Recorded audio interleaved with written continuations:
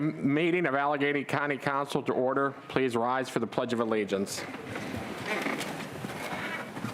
I pledge of allegiance to the flag of the United States of America and to the republic for which it stands, one nation, under God, indivisible, with liberty and justice for all. Please remain standing for a moment of silent prayer or reflection. Thank you. Please be seated. Jared, please take roll. Ms. Bennett.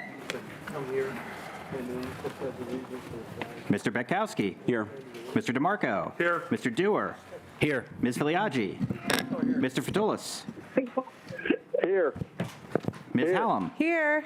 Mr. Klein. Here. Mr. Macy. Here. Ms. Nacarati-Chapkus. Mr. Palmieri. Mr. Paul Messina. Ms. Pritzio.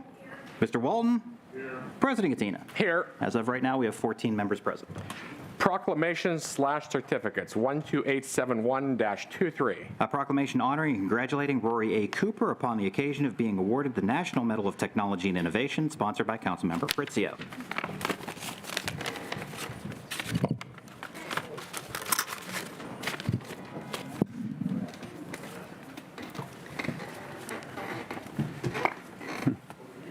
Yeah, right over here would be fine. Yeah. Up in the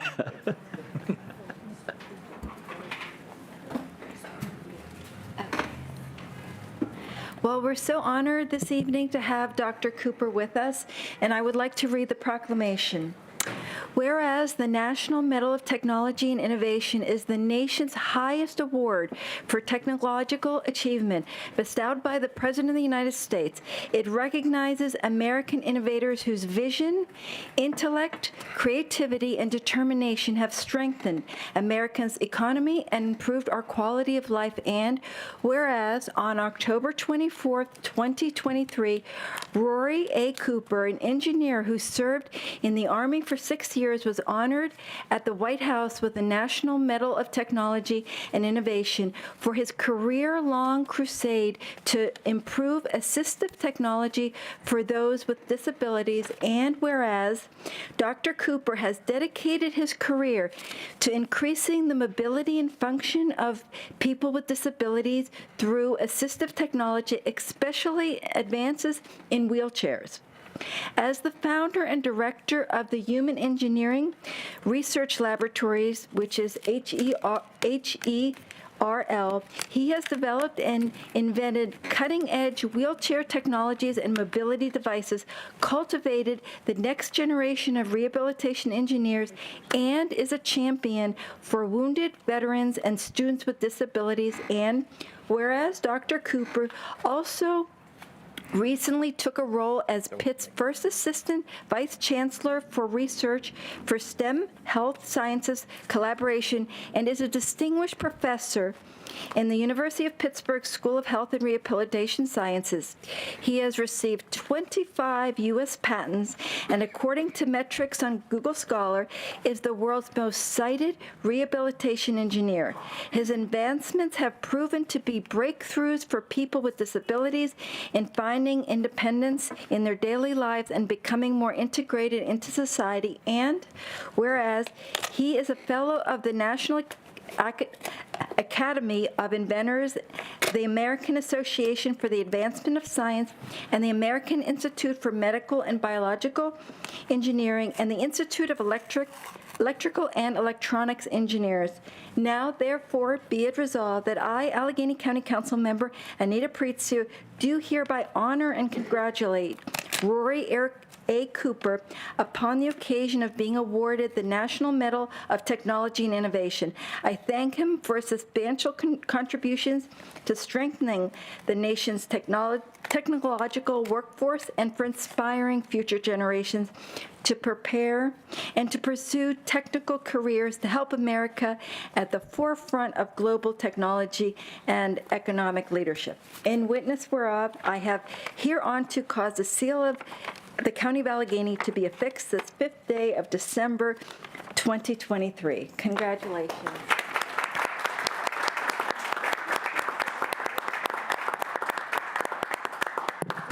say a couple? Well, yeah, it was like, I think the photographer, maybe we get a picture Okay, together. yeah, or we can get a picture with all of us? Yeah. That's all? Yeah. Okay, You can speak.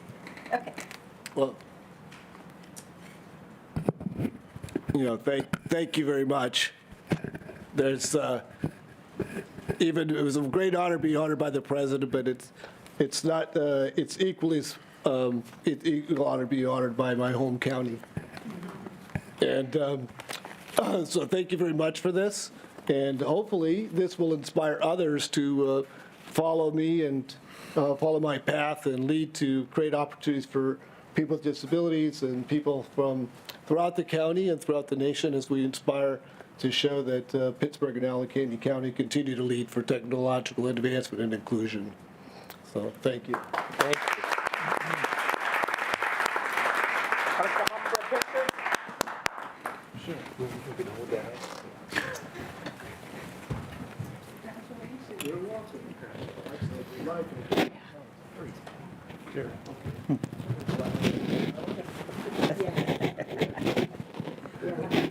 Is that solid gold? Then I would never give it away. Yeah, Senator Menendez has a couple of those gold bars. We gotta get Senator Betterman to stop writing your jokes.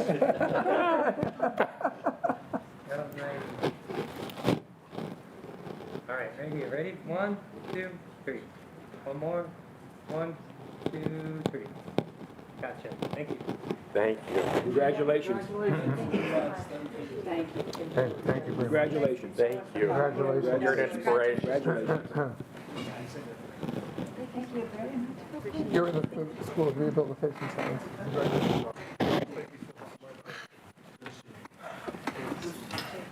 Betterman do? Does he write your jokes? He started to send some my way. Let the record reflect Good that material. Councilwoman Bennett has joined the call. 12872-23.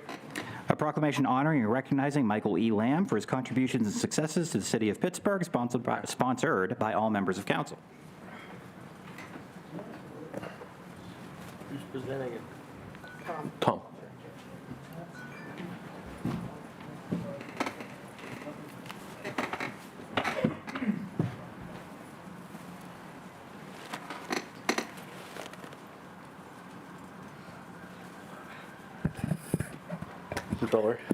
Hello, Council. So you guys are going to be hearing a lot from me tonight, unfortunately, but I am honored today and privileged to be able to present this proclamation honoring what I see as one of our region's and our city's finest public service and Controller Michael Lamb. I've had, the privilege of getting to work alongside Mike in elected office the past 4 years, but I've known him longer than that, having worked for Connor in his campaign. And, I remember one of the first day I was working for Connor was in a dingy union hall in Washington, PA, and the only person there besides myself helping out was Mike, who was running materials back and forth from the Target to me as we had canvassers going in and out. So I've known him and been incredibly lucky to be able to, be so involved with the Lamb family the past couple of years. But that's only shown me even more what a tremendous person and official Mike is. And, it's a testament to his 16 years of service as the city controller, and before that, actually the county's last prothonotary, a true dedication to making our region and our city better, a more ethical, transparent, and well-oiled machine. And I think he has done that job expertly well over the past 16 years. Our city and my livelihood growing up here is better because of public servants like Mike Lamb. And I am incredibly honored to present this proclamation for him today, but also to have him and others like him to look up to for my own time in office over the past 4 years. So whereas talented officials are those that possess great knowledge and determination, exhibit exemplary leadership, and contribute invaluably to our communities. Mary Clay Smith once said, "Public service must be more than doing a job efficiently and honestly. It must be a complete dedication to the people." That quote quote, depicts the true essence of Michael Lamb's character and his years devoted to serving all those who call this region home. And whereas Michael Lamb was elected controller of the city of Pittsburgh in 2007 and took office on January 7th of 2008, as controller, Mr. Lamb has focused on making Pittsburgh government more transparent. He created Open Book Pittsburgh, a website that allows citizens to search and view all county contracts and campaign contributions and expenses of all candidates running for office in the city of Pittsburgh. And whereas Mr. Lamb also released Pittsburgh's first popular annual financial report, a user-friendly version of the city's comprehensive annual financial report that provides a clearer picture of the state of Pittsburgh's finances and information on Pittsburgh's demographics and government.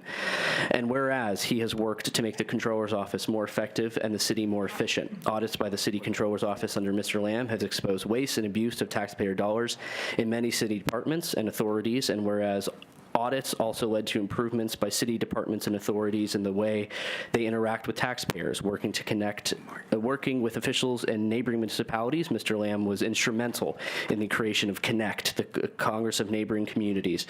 And whereas putting the interests of Allegheny County citizens before his own, Mr. Lamb was an outspoken supporter of row office consolidation. He even advocated for the elimination of the Pathonetary's office, his own elected position.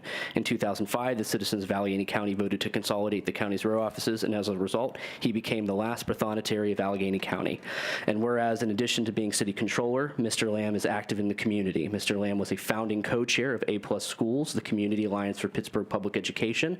In addition, he serves on the boards of the Kane Foundation, the Catholic Youth Association, the Downtown Pittsburgh YMCA, and the Three Rivers Wet Weather Demonstration Project. He also is a participating member of the Mount Washington Duquesne Heights Community Development Corporation and the Board of Fellows of the University of Pittsburgh's Institute of Politics. And whereas Mr. Lamb attended Penn State University for his undergraduate degree, he then continued his education by earning a Juris Doctorate from the Duquesne University School of Law and a master's degree from the H. John Hines School of Public Policy at Carnegie Mellon.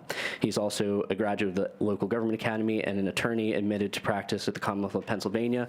And whereas Mr. Lamb has a lifelong resident of Allegheny County, he is raised in the Beechview area neighborhood of Pittsburgh, where he attended St. Catherine. Allegheny County Council members, everybody, hereby recognizes and honors Michael E. Lamb for his contributions and success to the city of Pittsburgh, Allegheny County, and to the enhancements of the well-being of the city's and county citizens. We thank him for his hard work and dedication serving the people of the city, Pittsburgh, and Allegheny County. This council wishes him very best in his next endeavor. And when this hereof, I've hereunto caused the seal of County of Allegheny to be affixed this 5th day of December 2023. Controller Lamb, congratulations, and thank you for all your hard work.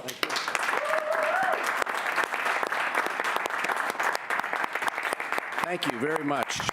Really, this is uncalled for, but also very much appreciated. I remember a lot of time in this room as a former county official, and with the county council, and even before it with the county commissioners. And so to be here again is it's great to be here. I think back to those years, before this last 16, and that time that I served here in Allegheny County, and during that period of time, as was mentioned, I took a leave of absence to run the campaign that helped create this county council. And I look at this county council now and think, that might have been a mistake. I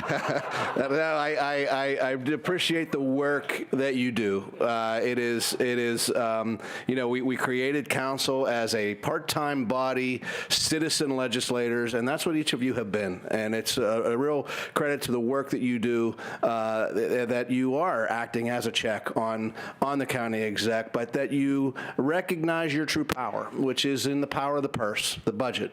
This vote that you're taking at this time of year is really the essence of what county council is, and certainly appreciate the work that you've done. I, of course, will not be leaving public policy in the immediate term. I am serving on the new administration's transition team, and looking forward to that work getting started tomorrow, and we'll continue to do work around public policy. I'm actually going to be taking an adjunct professorship at the Hines School next semester, teaching a class on public policy, and we'll be always practicing law around the areas that I enjoy, and that we'll be touching on the things that you do. So I want to thank you for this. I'm going to leave you with this. I'm going to ask each of you to make some room. Make room to listen to people who differ from you. Make some room for nuance. Not everything's black and white. There are gray areas, so make room for that and understand that. And please make room for humor.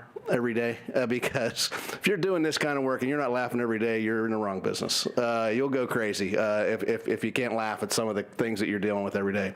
Thank you very much for this. I appreciate the opportunity. Thanks. Thank you.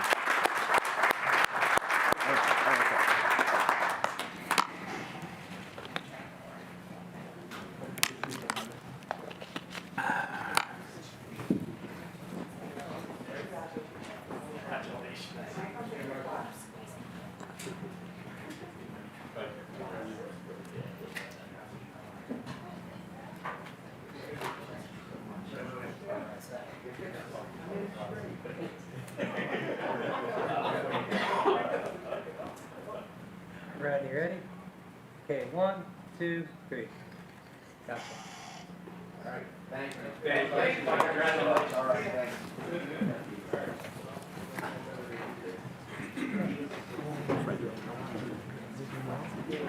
I'll see you Thursday.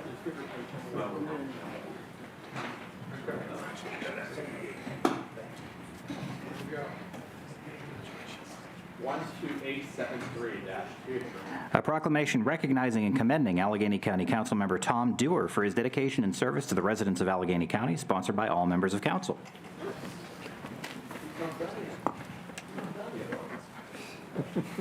They got one more meeting. Okay, well, this evening we recognize and thank Councilmember Dewar for his service on council.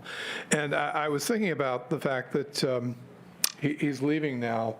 And so the story has it that Joe E. Brown, who was an entertainer, comedian of a certain era, and who, by the way, who was the father of Joe E. Brown, who was the general manager of the Pittsburgh Pirates for over 20 years. So Joe E. Brown lived to a pretty nice age, and as he was getting older and approaching the end of his life, someone asked him what he thought about that. And he said, once is enough. And I guess Tom Dewar decided that one term was enough as well. And that is rare in politics because, most people stay here until we carry them out. And so this is probably a very good model. But just a couple of things that I would say about my friend Tom Dewar. And I was turning this over. And one of the things I would say about him is that he is not a politician who is out of central casting. And, what I mean by that is that he's someone who is not easy to typecast. And as such, he is something of a rarity, and he's unlikely to pass any kind of, let's say, ideological purity tests that are so much in vogue today. He's someone who takes his work seriously, and he brings a sense of purpose to what he does. And I would also add that he is often the sanest person in the room. And so you might be wondering, was I in that room? And but I think that oftentimes he is a voice of reason when we most need that. So for my part, it has been an honor serving with him, and I value the opportunity that I've had to work with him. I will miss him. I'm sure our paths will cross again. So with that, look at this.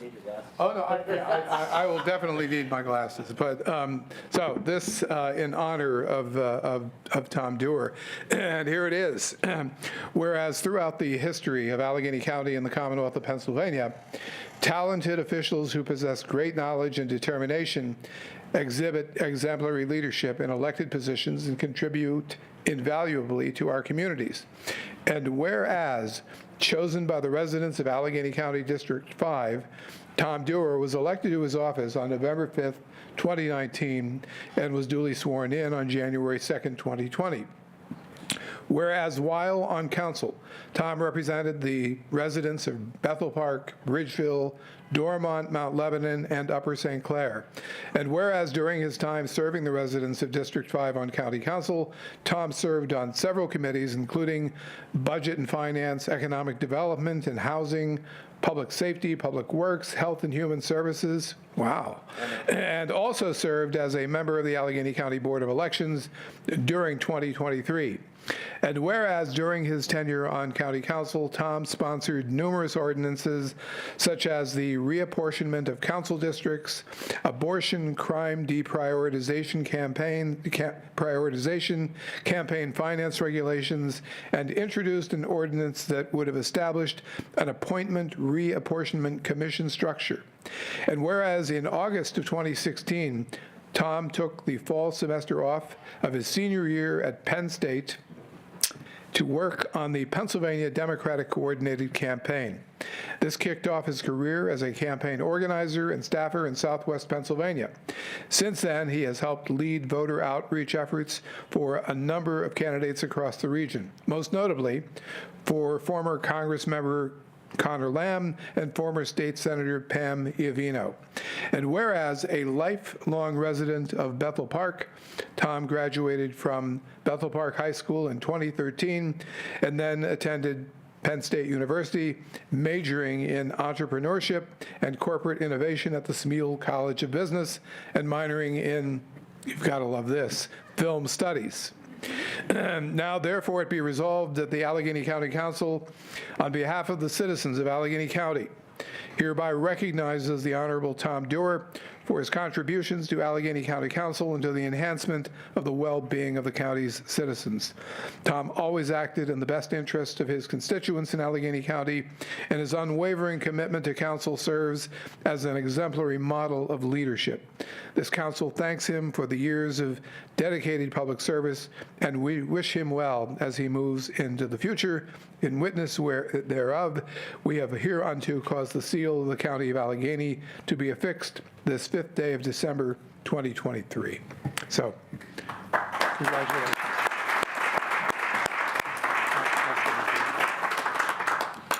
Yeah, I got a little bit to say. I'm sorry. So I will make this as quick as possible. First off, I want to go through a bunch of thanks for people who helped get me here, but also were instrumental in keeping my sanity over the past 4 years.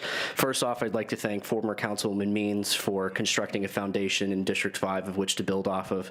And I'd like to congratulate and wish Councilman-elect Grisbeck the best of luck as he steps into this role come January 2nd. I'd like to thank all of the county's row officers I've had the opportunity to serve with over the past 4 years. Controller O'Connor, former Controller Wagner, Treasurer Weinstein, District Attorney Zapala, Sheriff Krause, and former Sheriff Mullen, and wish the next set of row officers luck in their new roles, returning Controller O'Connor and District Attorney Zapala, Treasurer-elect Brusselars, and of course our incoming County Executive-elect Sarah Innamorato. I'd like to thank the municipal leaders of Bethel Park, Bridgeville, Mount Lebanon, and Upper St. Clair for their partnership over the past 4 years. It's truly been an honor getting to be your partner in local government. I'd like to thank the men and women of organized labor, the Allegheny Fayette Central Labor Council and Council President Darren Kelly for their partnership and support over the past 4 years as well. Few specific people in my district in my life I'd like to thank for their help over the last 4 years. Marianne Raymer, Britt Moudenbauer, Bonnie Sipple, Peter Dunzel, Mikey Reedy, Elaine Giarusso, Elaine Kramer, Carolyn Savikas, Jason and Bernie Fink, Nat Yap, Marie Norman, as well as two of the people I looked up to the most, having worked alongside them, was former Congressman Connor Lamb and State Senator Pam Iovino. I'd also like to take time and thank really all the members of the press who took time to cover the work that we have done here over the past 4 years. This is not the most exciting body in the world, and if it wasn't for them and their hard work, no one would know what we do. So I'd like to thank all of them, but specifically Chris Potter at WESA, Charlie Wolfson at Public Source, Onley Herring, formerly at WESA, Julie Sankovich, also currently at WESEA, Julian Routh, currently at Pittsburgh Union Progress, and Ryan Detto at the Pittsburgh Tribune Review. I'd also like to thank all of our staff, Ken, Jared, Sarah, Jordan, Michelle, former Solicitor Cambes, Solicitor Frank. You guys are the engine that keeps this ship going. Without you, we would have nothing. and I will forever be grateful for all of the work all of you have put in on our behalves over the past 4 years. Jared, specifically, I am sorry I had you write all the stuff that never saw the light of day. I know that happens a lot, and I've apologized a ton, but I appreciate that hard work. And Ken, I've relied on you for endless streams of advice over the past 4 years. From the moment we first met, you know, I was a 24-year-old who had jumped headfirst into county office not knowing what to do, and I hope you know how big of a lift your advice has been and your guidance has been over the past 4 years. I'd like to thank the administration, everyone who works at the administration at every level, for their tireless commitment to keeping this county running efficiently and transparently and making me look good along the way.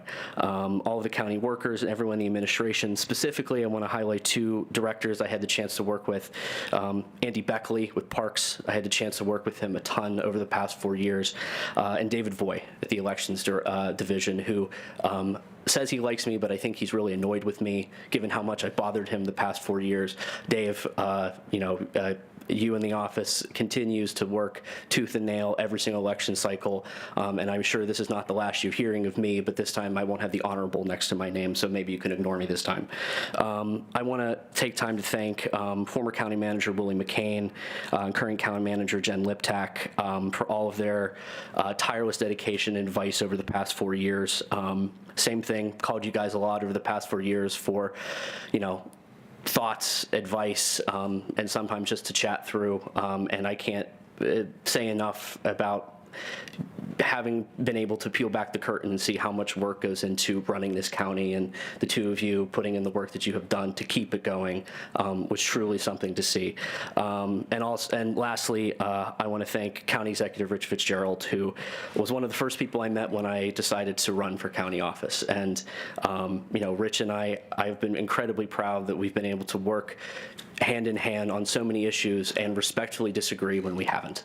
I think it's been something I've been really proud to do, and can't thank him enough for being a source of guidance for me from the moment I decided to step foot into this work. And I also like to thank all of you. All of the members of council who I've had the privilege to serve with over these 4 years.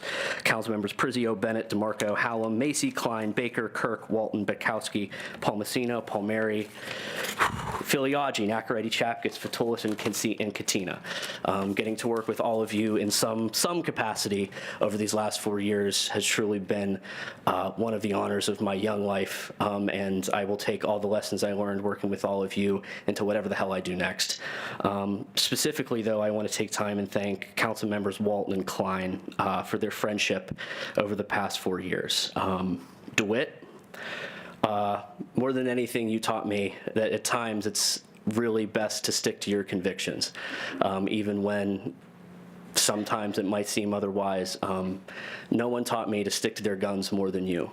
And I tried to emulate that when I felt it was best to do so. And, you know, if there's any indication that I was emulating you a little bit over these past 4 years, is if anyone's emulating you, I don't think they can live here without being at least under threat of censure at least once. So, Councilmember Klein, first vote I took on this body was, you're right here, first vote I took on this body was voting for you for president. And our work together over the past 4 years have only solidified that as the most adamant vote I have taken here.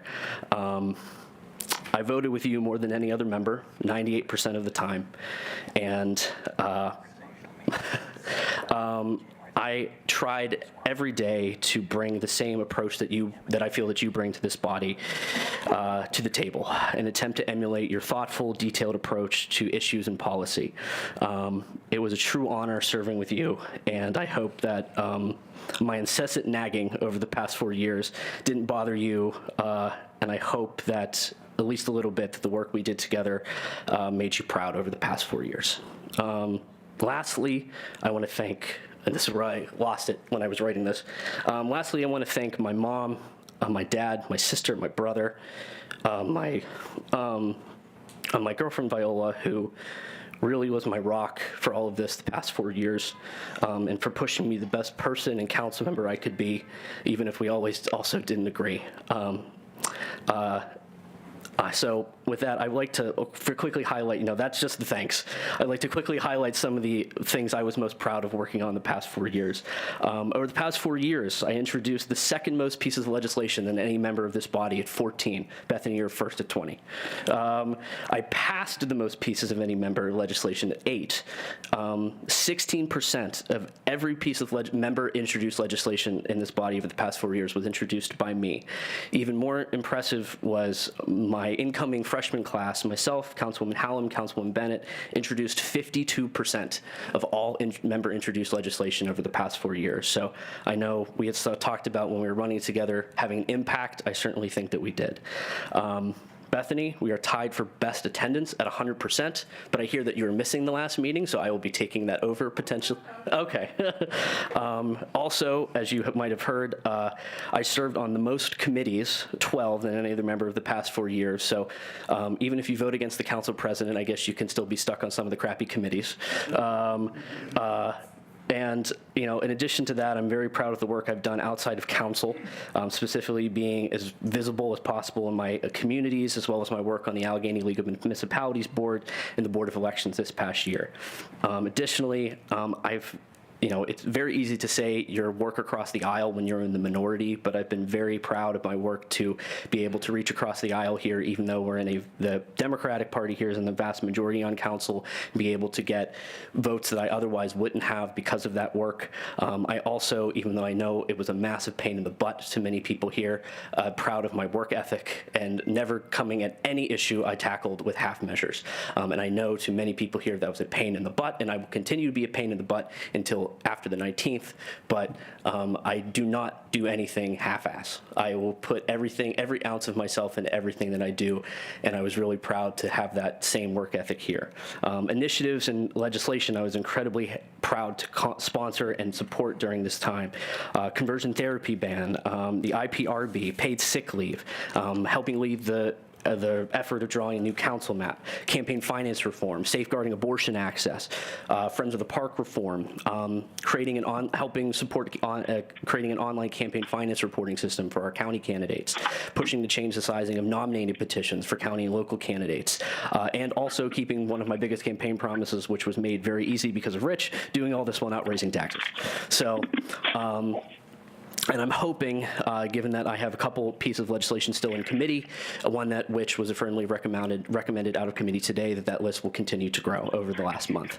I'd be remiss if I didn't mention, though, very briefly, just how much I've struggled the past 4 years, how much this office has weighed on me. I had no intention of running when I did. Not many 24-year-olds grow up wanting to be a county council member, but I was thrust into the role when many people in my candidates were looking. Many people in my district were looking for a candidate for District 5, and I stepped forward. Are you? I will say the weight of constantly living in the public eye, while also continuing to work for others on campaigns, is incredibly taxing, both mentally and physically, and I would not recommend it. But I tried very, very hard throughout those struggles to continue to put my best foot forward on council. But as many of you know, stepping away from both this prospective run for another office next year, it has more than taken its toll, and it's time for a brief break. I still am incredibly proud of the work that I've done despite that, and hope that those issues were not affecting the way that I was able to represent my constituents over the last 4 years. To wrap this up, I'm incredibly proud of the work I've done and the work that we've accomplished together over the past 4 years. I truly hope that my voice, however annoying it was to some of you, added some new perspective to the conversation surrounding Allegheny County Council and Allegheny County government. I'm sorry, truthfully, that my entire outlook of public office is shaped and romanticized by the West Wing and Aaron Sorkin. If any of you are wondering where my frustrations came from over the past 4 years, it pretty much stems from that.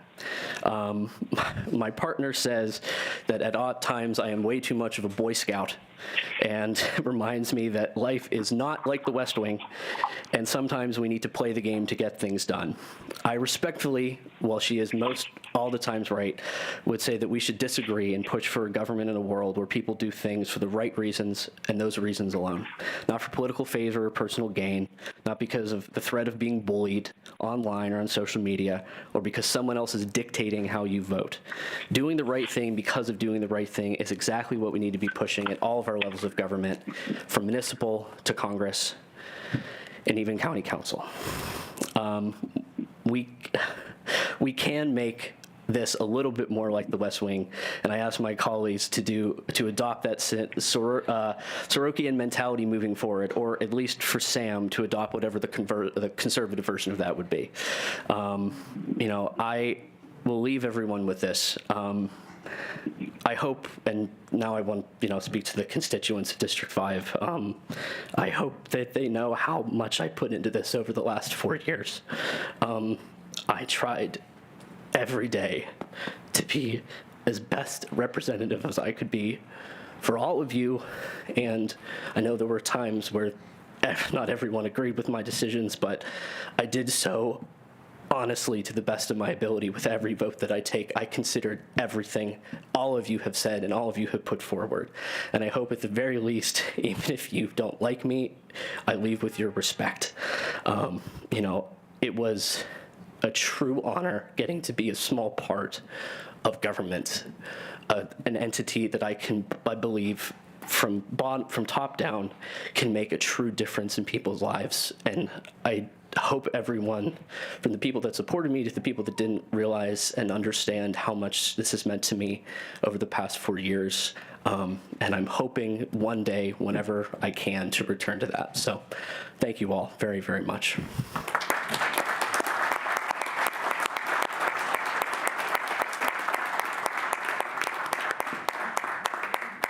Time to turn that front upside down, Tom, for a picture. I'm not bringing that. Maybe we'll step up there with you. Yep. They are. Here, look at space time. Holy four? Thanks, Tom. Jedediah Bartlett. All right, everybody. Okay, ready? 1, 2, 3. More. 1, 2, 3. Gotcha. Congratulations, Tommy.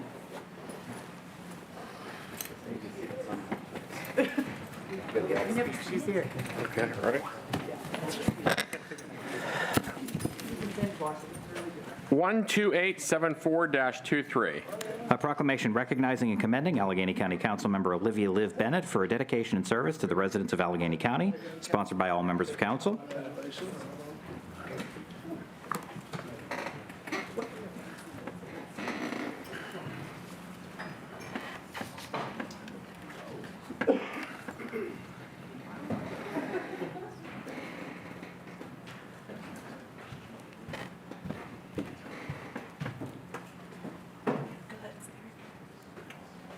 Come on down.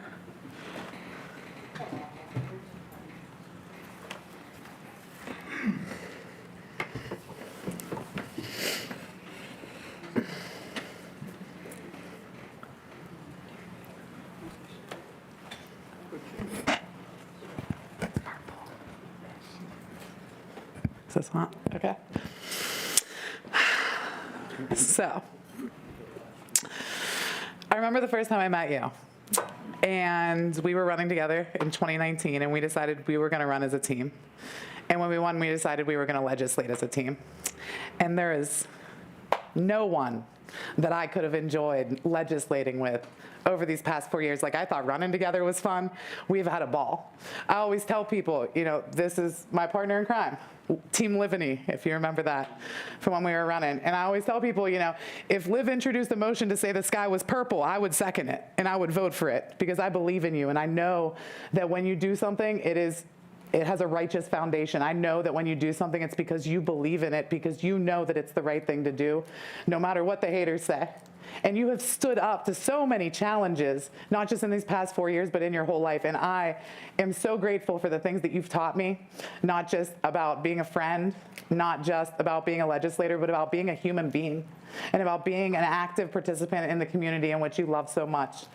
And I know how much you love your community. I see it in the work that you do. And I'm sure that all the folks here today have seen it in the work that you do. I believe in you. And I know that anything that you do after this, I'm going to be sad as hell that you're leaving, but I know that anything that you do, you're going to be successful at it. I hope that I've made you proud as a partner. I hope that you are proud as I am of the work that we've been able to accomplish on council.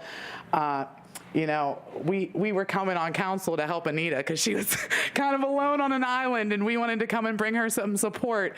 And I couldn't have done that without you. I wouldn't have made it through a campaign without you. I wouldn't have made it through these last 4 years on this body that everyone has rightfully said has been a circus, chaotic, something that I could have never imagined. I would have never made it without you. And I truly am so thankful for you. And I will never be able to put into words how grateful I am for everything you've taught me, for the person that you have helped me grow to be, and for the person that I know has inspired countless people in the county that we love so much. So I'm going to read you this proclamation from all of your colleagues. Again, it's beautiful. Hopefully it's almost the right purple for you. But anyways. Whereas, chosen by the residents of Allegheny County District 13, Liv Bennett was elected to office on November 5th, 2019, and was duly sworn in on January 2nd, 2020.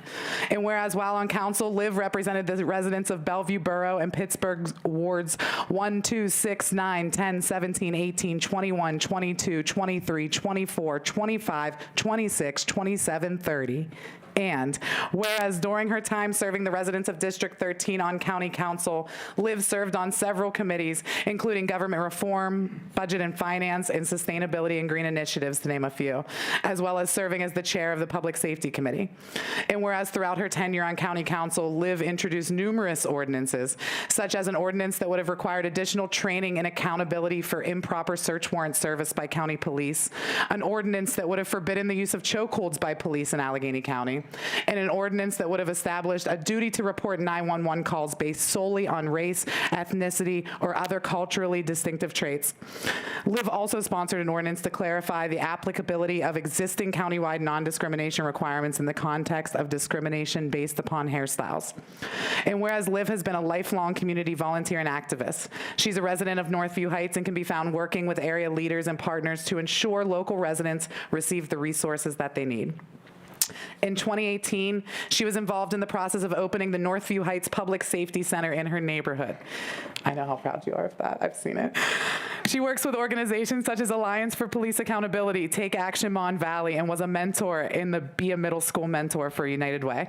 And whereas Liv is a member of the Pittsburgh Black Elected Officials Coalition and a member of Macedonia Church in Pittsburgh, during the pandemic, she co-founded the Black Equity Coalition to push for testing and vaccines in underserved communities throughout Allegheny County. Currently, she does similar work as a community healthcare worker, facilitating vaccine clinics throughout the county. And whereas Liv is a magna cum laude graduate from Carlow University and received her Master of Science in Public Policy and Management from the University of Pittsburgh, while being on council nonetheless. She is a loving and devoted wife, mother, and grandmother who understands the value of family. She is happily married to her husband, Terrence, and has 4 children, Renee, Raquel, Donald III, and Dominic. They also have 4 grandchildren, Aiden, Alea, Hope, and Poppy. Now, therefore, be it resolved that the Allegheny County Council, on behalf of the citizens of Allegheny County, hereby recognizes the most honorable Liv Bennett for her contributions to Allegheny County Council and to the enhancement of the well-being of the county citizens. Liv has always acted in the best interests of the constituents of Allegheny County, and her unwavering commitment to council serves as an exemplary model of leadership. This council thanks her for her years of dedicated public service, and we wish her well as she moves on to her future endeavors. In witness whereof, we have hereunto caused the seal of the County of Allegheny to be affixed this 5th day of December, 2023. Hello. Thank you.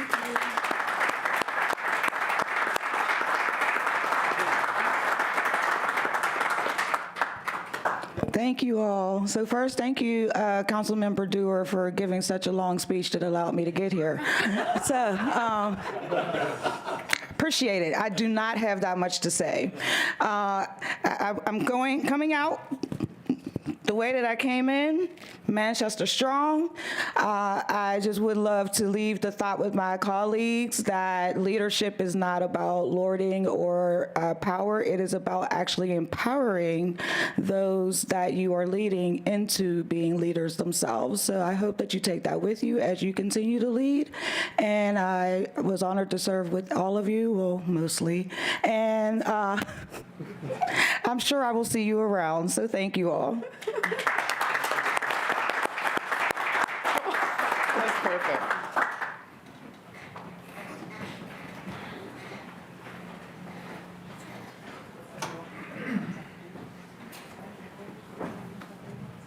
Just bear down this. Perfect. Tilt it forward a little bit. There you go. All righty. All right, everybody ready? 1, 2, 3. Gotcha.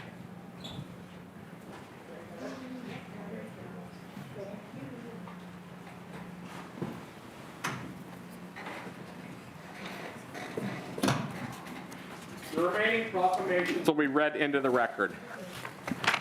12875-23. A proclamation recognizing Michelle Stowell for her unwavering commitment to the students of the Duquesne City School District, sponsored by Councilmember Macy. 12876-23. A proclamation recognizing Nino Petrocelli Sr. for 34 years of dedication to the residents of Bridgeville Borough, sponsored by Councilmembers Dewar and Palmasina. Can you add me to this one as well, please? 12877-23. A proclamation recognizing Joseph Joe Colosimo Jr. for 13 years of dedication to the residents of Bridgeville Borough, sponsored by Councilmembers Dewar and Palmasina. If you could add me to that one as well. 12878-23. A proclamation recognizing Nicholas A. Sisilski for his contributions to Bridgeville Borough, sponsored by Councilmembers Dewar and Palmasina. And me on that one as well, please. Public comment on agenda items. We have 3, first of which is Donald Breitbarth.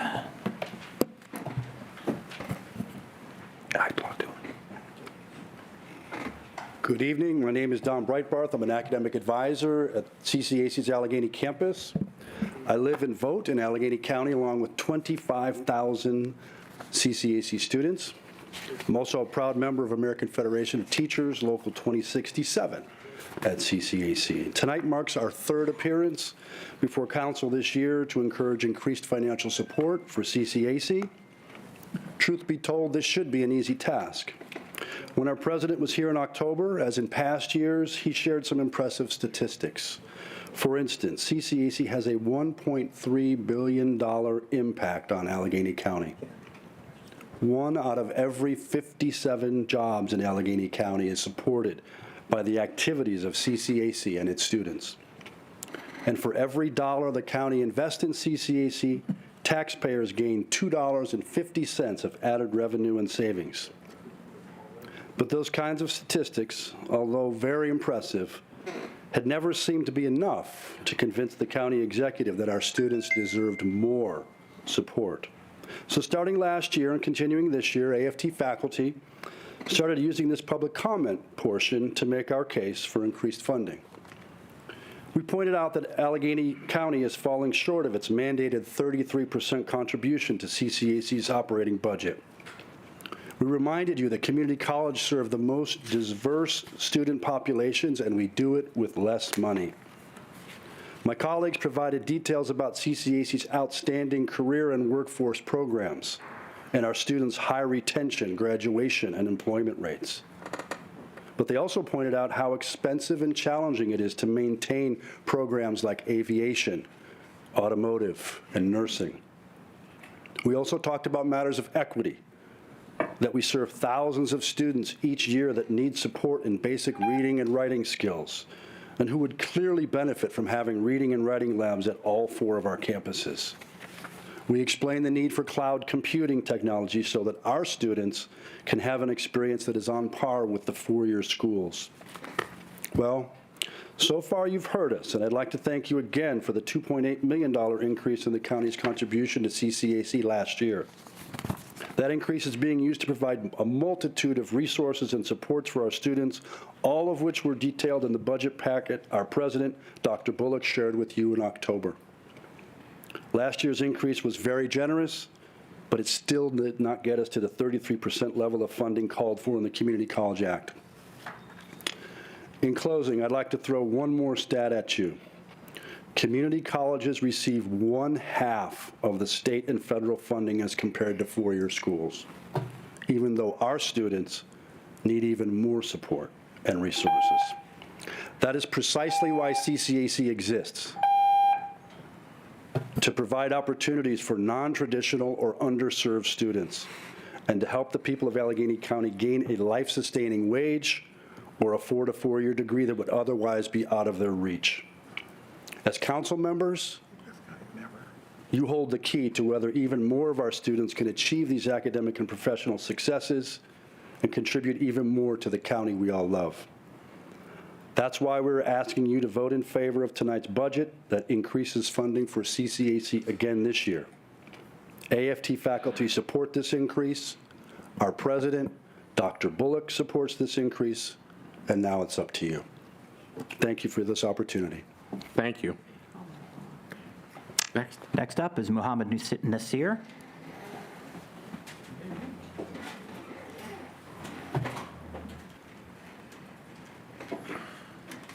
Peace, peace. My name is Muhammad Ali Nasir. I go by Manny. I'm the Advocacy Policy Civic Engagement Coordinator for One Hood Media. And I would rather not be here. I typically spend my Tuesdays at the ACJ, and as soon as I get done, that's where I'm headed. But I recognize the importance of speaking on behalf of this budget because of what it includes. It wasn't until recently that I even began to recognize the importance of local government and the role that it could play in the betterment of our society.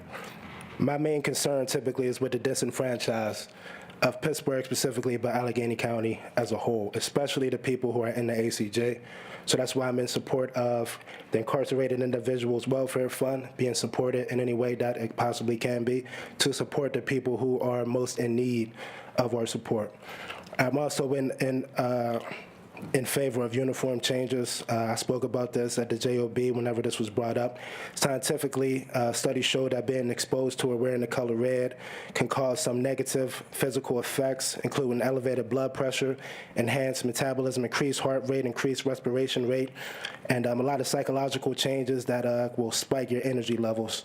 But socially, and my main concern is the stigma that's attached with the red uniforms in the ACJ. It's become a symbol of shame, violence, and synonymous with humiliation and degradation. I've met hundreds of people getting out of the ACJ, no exaggeration, and I've been in there quite a few times myself. So I understand the stigma that's attached with the incarceration as a whole and everything that comes with it. Overall, it's a dehumanizing experience, not just for people who have not been convicted of a crime. As most of y'all know, most of the people in the ACJ are not convicted. But even if they were, they're still deserving of a little bit of humanity and human decency and some respect.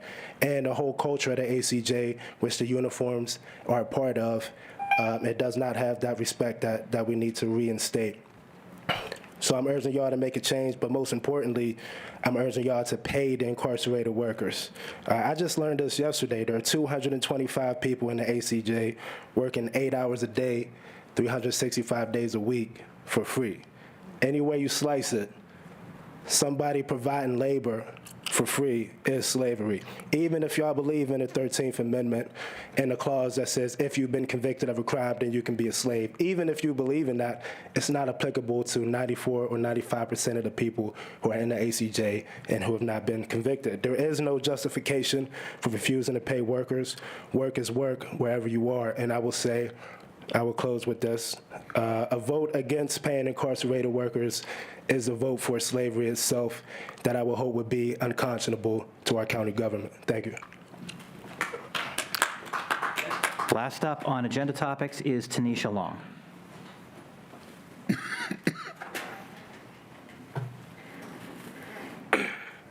Hello.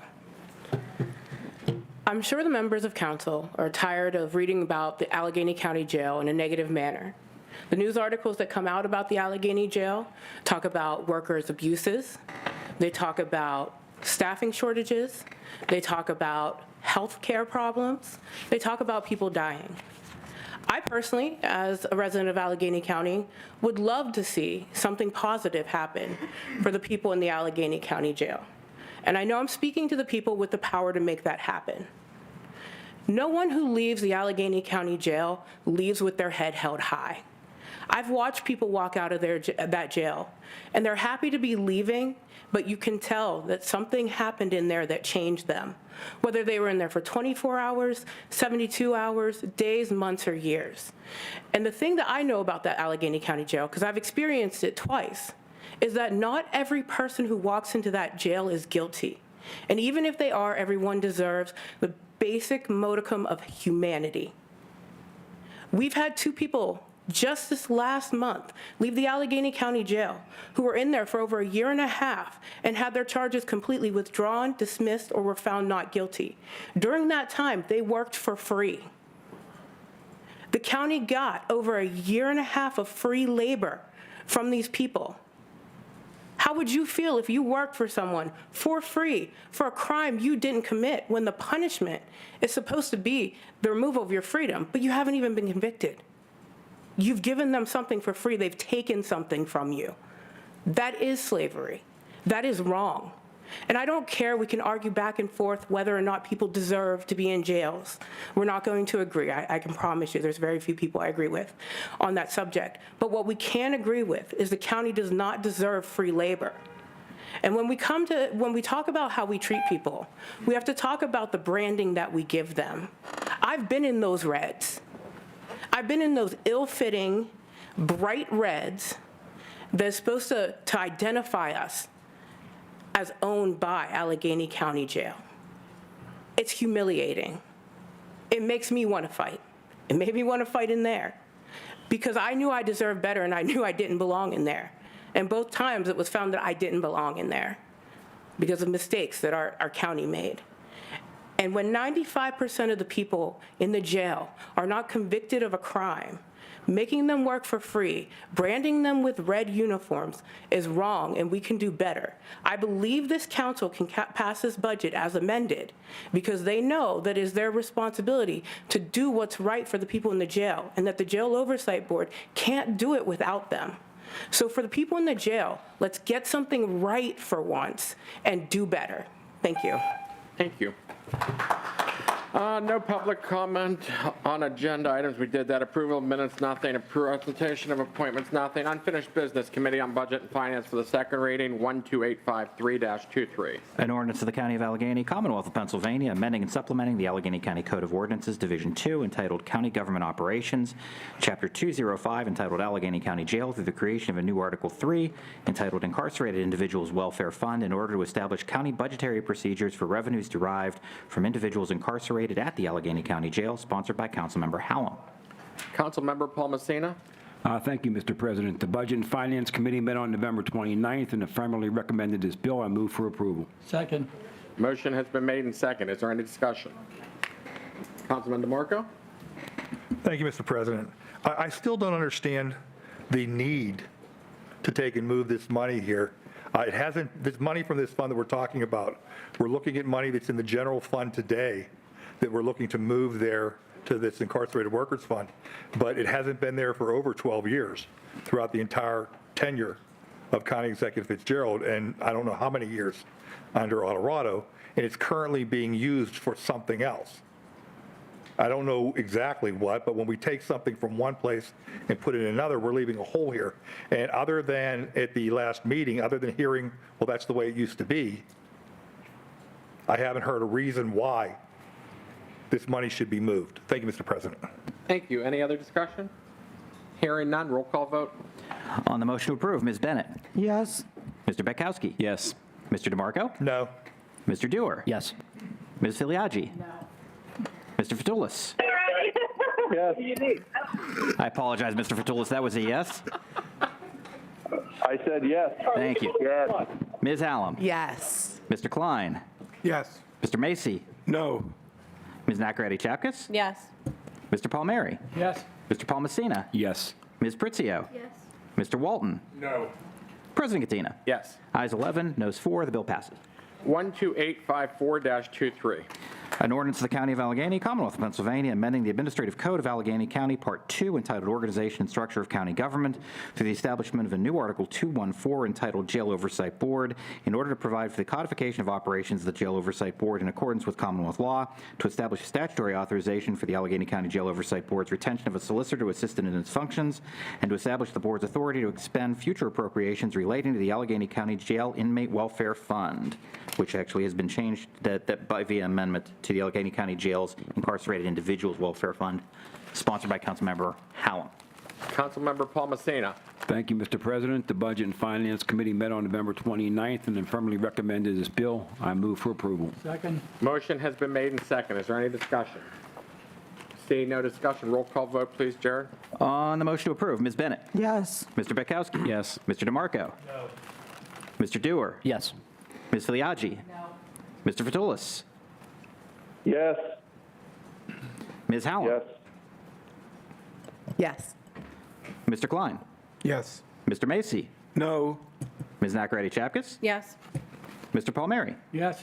Mr. Paul Messina. Yes. Ms. Pritzio. Yes. Mr. Walton. No. President Katina. Yes. Ayes 11, noes 4, the bill passes. 12856-23. A resolution of the County of Allegheny, Commonwealth of Pennsylvania, adopting an operating budget pursuant to Article 4, Section 2 and Article 7, Section 4 of the Home Rule Charter by setting forth appropriations to pay the expenses of conducting the public business of Allegheny County and for meeting debt charges for the fiscal year beginning January 1st, 2024 and ending December 31st, 2024, sponsored by Councilmember Paul Messina. Mr. President, I'd like to make a motion to amend the agenda, offer an amendment. Okay, I'm going to let him Okay. make the motion. I haven't recognized him as chair, and then I'll go back to Okay. you. Okay. Councilmember Paul Messina. Thank you, Mr. President. The Budget and Finance Committee met on November 29th and affirmatively recommended this bill. I move for approval. Second. Motion has been made and second. Councilman DeMarco. Yes, I'd like to make a motion to amend this, to amend the agenda to offer an amendment to this bill. The amendment would strip out 2 items that were put in at the Budget and Finance meeting to then allow those to be voted on individually by the members as opposed to incorporated into the budget. Mr. President, the issue is whether was this, I understand these amendments were not proposed within 48 hours, and therefore the next item would be the agenda would be to waive the 48-hour rule for this, and somebody needs to make that motion. If you want to make the motion to amend. I'd like to make the motion that we waive the 48-hour rule to amend the agenda. Second. Okay, motion has been made and seconded. At this point, roll call vote. On the motion to waive the 48-hour rule, Ms. Bennett. No. Mr. Bekowski. No. Mr. DeMarco. Yes. Mr. Dewar. Yes. Ms. Filiaggi. Yes. Mr. Fatulis. Yes. Ms. Hallam. Yes. No. Mr. Klein. No. Mr. Macy. Yes. Ms. Nacarati Chapkus. No. Mr. Palmieri. No. Mr. Paul Messina. No. Ms. Pritzio. No. Mr. Walton. Yes. President Katina. No. Ayes 6, noes 9, the motion fails. So the motion has been made, the main motion has been made and seconded. Is there any discussion on the main motion? Hearing none, On roll the, call. are you talking about on this bill? On this bill. On this bill, this is the budget. Yes, I do have some discussion. Since it's obvious that this bill is going to pass, I think the public needs to understand what's incorporated in this bill. In the 8 years I've been on council, being my 8th year, I've supported the budget every single year, and I support 99% of what's in this budget. But I do object to a couple items in here that I have significant concerns with. There was a amendment that was passed last week, which included $1 million to go into this to pay workers in the county jail. And we've heard speakers talk about saying this is slavery. But I'm being told that all these workers are voluntary, that these workers volunteer to work in these areas because it gets them out of the cell for the 8 hours. They get enhanced privileges. They get additional meals. They get hygiene items and things of that nature. And I'm concerned about what this thing would mean because in looking at the Pennsylvania Second-Class County Code, Employees Retirement System, on page 2, under County Employee, it says any person employed by the county including all elected or appointed county officers, Agricultural Extension Association, county institutions, district, county prison, any county correctional institution, law library, and county retirement board employees whose compensation is paid out of county funds. I'm concerned that we don't know how to treat these folks if we're paying them out of county money, and are we indirectly perhaps causing them to be considered employees in some way, shape, or form? And I have 15 of this here, if anyone wants to look at it. So I have a concern with that. Then additional, they say that, you know, I think it was President Biden had said, don't tell me your priorities, show me your budget, and I'll tell you your priorities. And I think when we look at the conditions and the concerns that people have here in Allegheny County, many folks are concerned with crime. They're concerned with the homeless. They're concerned about access to mental health and services. Some folks are concerned with lead remediation and things of this nature. And again, we're taking money out of the general fund, out of the budget, and we're moving it over here for this other purpose. We have no idea what impact or what harm that we're potentially causing where this money was otherwise directed to. And I would just ask the members here on this council, when they look at this together with $500,000 allocated to buy new uniforms because someone doesn't like the color of the current ones. You know, you just need to feel comfortable with yourselves facing constituents in your district and explaining why, of all of the things that they ask for, all of the things that they come to you and they're concerned about, that you believe that this is where our priorities should lie, directing money to there. And when I look at what's provided in the jail today, tablets, upon release they get contraceptives, upon release they get xylazine testing kits, upon release they get Narcan. In the jail, they get housing, medical care, medication, dental care, clothing. Upon release, if they don't have the appropriate clothing, they're provided clothing. They get hygiene products, hygiene bags, daily phone calls, meals, cable, a digital library, a law library.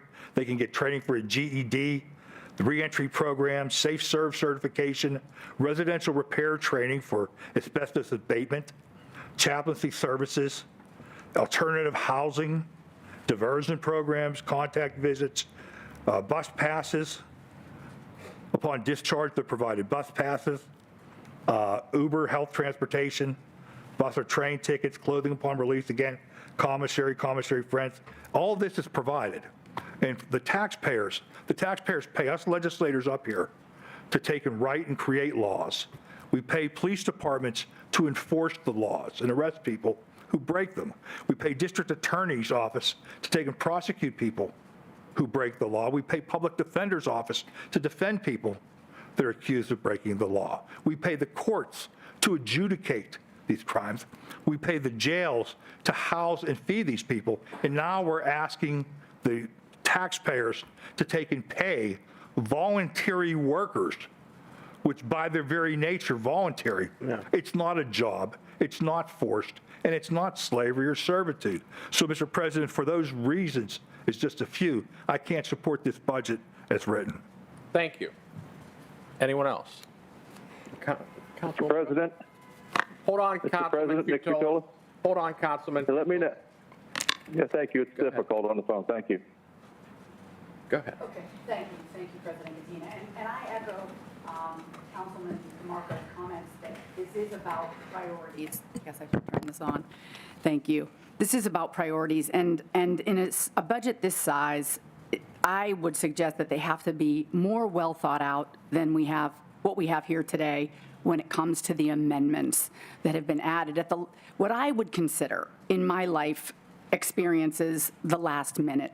I am not suggesting that anything is nefarious or malicious, but they were introduced on November 14th of this year. And we're deciding this, they were put in quickly. Not everyone had an opportunity to be prepared to discuss these particular amendments, and for whatever reason, and they are now being voted on less than a month later. It's a large budget, and I'm sure that there are some people looking at this who have passionate beliefs regarding the inmates at the Allegheny County Jail, which I respect those passionate beliefs. But they believe it needs to be done quickly, and we have to do this now, and there's an urgent need. I have listened to Jail Oversight Board meetings I have attended. I understand the passion, but I've yet to see how deaths in custody have any causal connection to the color of the uniform or clothing that they're wearing at the jail. That seems far afield of where we are when we're trying to talk about the humanity that we need to show for inmates at the jail. So I'm having a problem connecting the two. And I'm also having a problem thinking that we are now, county has turned over. We are getting a new executive, which the people have spoken. We have a new executive coming in. We're going to have a new warden coming in, and we're going to have turnover on the Jail Oversight Board. Why do we need to create what constitutes basically a slush fund? It's a slush fund that the taxpayers are paying. Why are we creating a slush fund when we have not even tried to work with the new administration to resolve some of the concerns of these passionate people that are talking and telling us how they feel? So I am asking for greater thought when it comes to expenditures like this, because not all districts were created equal, and that's true. And in my district, I am meeting with the Quaker Valley Chiefs of Police, the Franklin Park, McCandless, Pine Richland Chiefs of Police, because they're telling me that at an incredible rate, the 911 call center has not been meeting their needs with frequency. And I've been told that that issue is going to be on the table for next year. We're going to redo or revamp the 911 call center. But could it be at the expense of, could that revamping be at the expense of the money that we're putting in the slush fund for the jail? That's a real concern that my constituents have. So I'm asking for greater thought, and I have to vote no on this budget as well for those reasons. Thank you very much. Thank you. Councilmember Futulis? Thank you very much. And, I apologize. I apologize for not being there, but I echo the comments from Sam DeMarco and Susanna. They basically have said what I've been thinking. And I personally think that this council has lost their way as far as what's important, what our priorities are. We just seen an editorial in the Post-Gazette about the homeless people in November. They're already in a crisis. Our own president has put out a press release, wants to know what are we going to do about the people that are homeless. But tonight we're going to vote to give $1.5 million to the jail where people have a warm bed. Might not be voluntary, but how would you like to be those people sitting in the streets freezing to death? I think our priorities are misled. And I personally cannot face my constituents knowing that I ignored this or that I voted to pay an incarcerated person that's a volunteer in our jail or to change the color of a uniform. For that reason, I cannot vote for this. I want to thank you for the time. Thank you. Thank you. Councilman Macy? Thank you, Mr. President. I'd like to echo exactly what Councilwoman Filiaggia said and Councilman Sam DeMarco. What I view is a situation where this is the 11th hour. We're coming up on a budget, $2.5 million we want to spend. And I don't think the new administration or the county executive coming into office needs to have this jammed down their throat.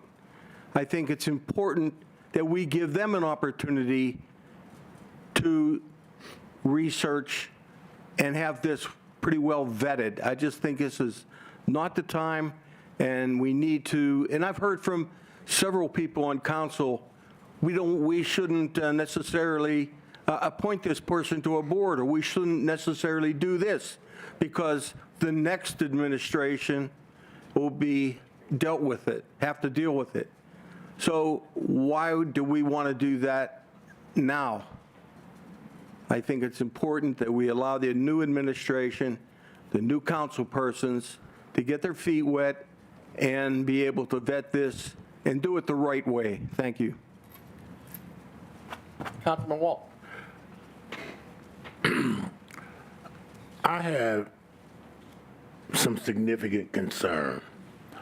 On the one hand, I fully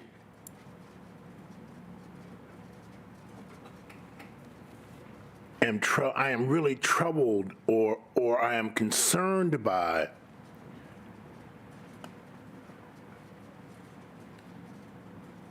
inmates doing work in the jail without compensation.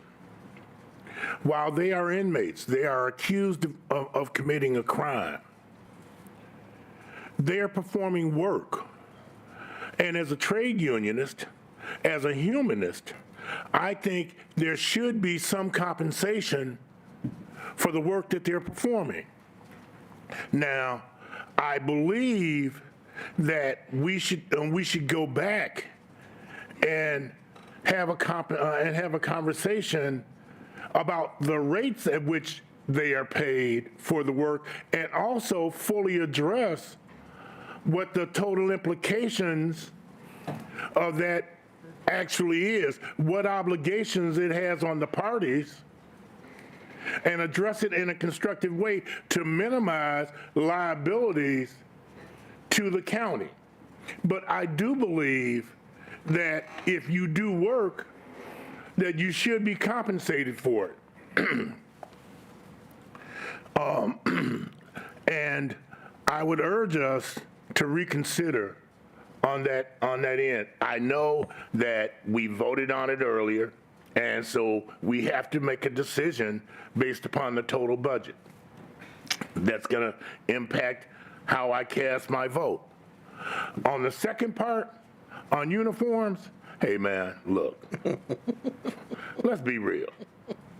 Let's keep it very real. If you get mad at somebody because you got on, because or it impacts my psyche because of the color uniform I am, hey, don't put yourself in a position to get locked up. So, hey, I think that's ludicrous on its face.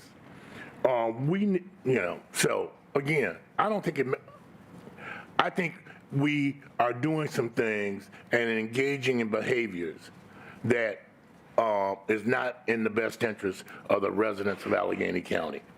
Thank you. Thank you. Anyone else this evening? Jared, roll call vote, please. On the motion to approve the bill, Ms. Bennett. Yes. Mr. Betkowski. Yes. Mr. DeMarco. No. Mr. Dewar. Yes. Ms. Filiaggi. No. Mr. Fatulis. No. No. Thank you. Ms. Hallam. Yes. Mr. Klein. Yes. Mr. Macy. No. Ms. Nakaradi-Chapkus. Yes. Mr. Palmieri. Yes. Mr. Palmesina. Yes. Ms. Pritzio. Mr. Walton. No. President Katina. Yes. Ayes 10, noes 5. The bill passes.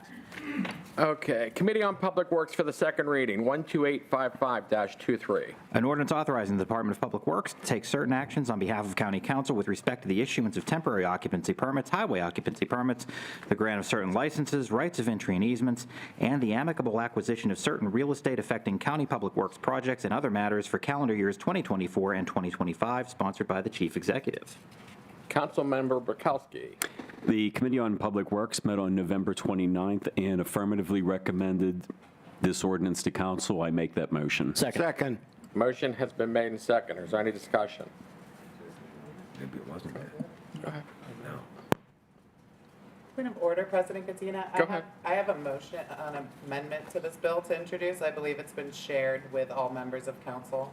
Okay, so you met the 48-hour rule I'm at this point? 48-hour rule, yes. Okay. So, Do you want me to explain it? go ahead, So please. it's pretty simple.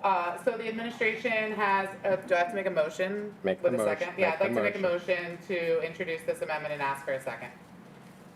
Is there a Second. Motion has been made and seconded. Go ahead. So the administration has informed us that Public Works uses the authority that council is delegating to them in situations in which time is of the essence, right? Emergency situations, utility work has to be done, there's a water pipe that's burst. And I think that we can all agree that that is very important. But I want us to be very, very careful with the language of this bill. And I worry that it actually delegates one of council's few authorities away from us and to the administration. The charter clearly wasn't written with time sensitivity in mind, but I also think, that we would all agree that it would be really nice if the department would just keep us informed on what they're doing. If they would limit what they're doing outside, the delegation of council's authority to them to emergent situations, and when those situations arise, that we as council members are made aware that our authority has been delegated to Public Works in these various instances. So with that, again, I think it just kind of cleans up this bill to make sure that this power, this discretion that we grant is not abused. And so I'd ask for your vote to amend this bill. Again, it would not limit the intent of this ordinance whatsoever. All it would do is say that we would limit it to emergent situations, which is the intent of the ordinance from the jump, and also that when those emergent situations arise, that proper notice be given to council, just so we can stay informed and aware. That's all. Thank you. Is there any comments, any discussion? I have a question. Councilmember Bennett? Thank you, President Katina. So is making council aware informational, or is making council aware so that council can actually vote on the thing? In the emergent situations, it's simply informational. Okay. We would not vote on the emergent situations. This bill currently would allow them to do this in any situation with no notice to council. It doesn't need to be an emergency. This amendment specifically restricts it to emergent uses only, things that they can't wait for us to have another council meeting to be able to decide on. And then when they use it in those emergent instances, they would just inform us on what they use it for and what happened. Thank you. Any other discussion? Councilmember DeMarco? Mr. President, do you not get a report from the county manager's office or from Public Works? It's after the fact, but when they do use these, do we not get something sent to council? I believe we do. The right-of-ways report. Yeah. Right. Councilwoman, councilmember? So, who would make the determination under this as to what a bona fide emergency is? They would. They meaning? Public Works. Okay. And so we wouldn't be second guessing that? Okay. Any other discussion? So if we already get that information from Public Works or from the county manager's office, why do we need this amendment? Because right now, our authority has been delegated to them in all instances. In any instance that Public Works says, I want to do this without council's approval, they can do that. This would limit it to emergencies, which is what they argue is the intent of this ordinance. So it's just cleaning it up to make sure that what they say this ordinance is for is actually what it's used for, that it's not abused and extended beyond what it's actually intended for. Are you alleging that it has been abused in the past? Right. No, I'm just trying to ensure that it is never. If it hasn't been abused in the past, what's the concern? That it could be abused in the future. So why not stop it and make sure it can't happen? Let's not go back and forth. Councilman Walton, did you have anything to add, or? In my best interest, I'll say no. Just a quick Councilman Bukowski? Just a quick comment that this really is a very routine matter, and it is something that council in the past has dealt with without any issues. And we did engage in a spirited discussion in committee, and I believe the committee's concerns were allayed, and I would encourage council to approve the ordinance as submitted to council without the amendment. Is there any discussion, any additional discussion? Councilmember Macy. I may be Captain Obvious here, but where has the original work that's been done through Public Works and the administration, where has it failed? Usually when you want to change something, it's because something did not work. So what didn't work that we need this amendment? I'm trying to put in place a safeguard with a new administration coming in with, I can only assume new challenges and new ideas. I just want to make sure that we have safeguards in place to protect from it happening. So I'm just going to use an old cliche. If it's not broke, why are we trying to fix it? So that it doesn't break in the future. Oh, I've heard that before. Anything additionally? On the motion. Roll call vote.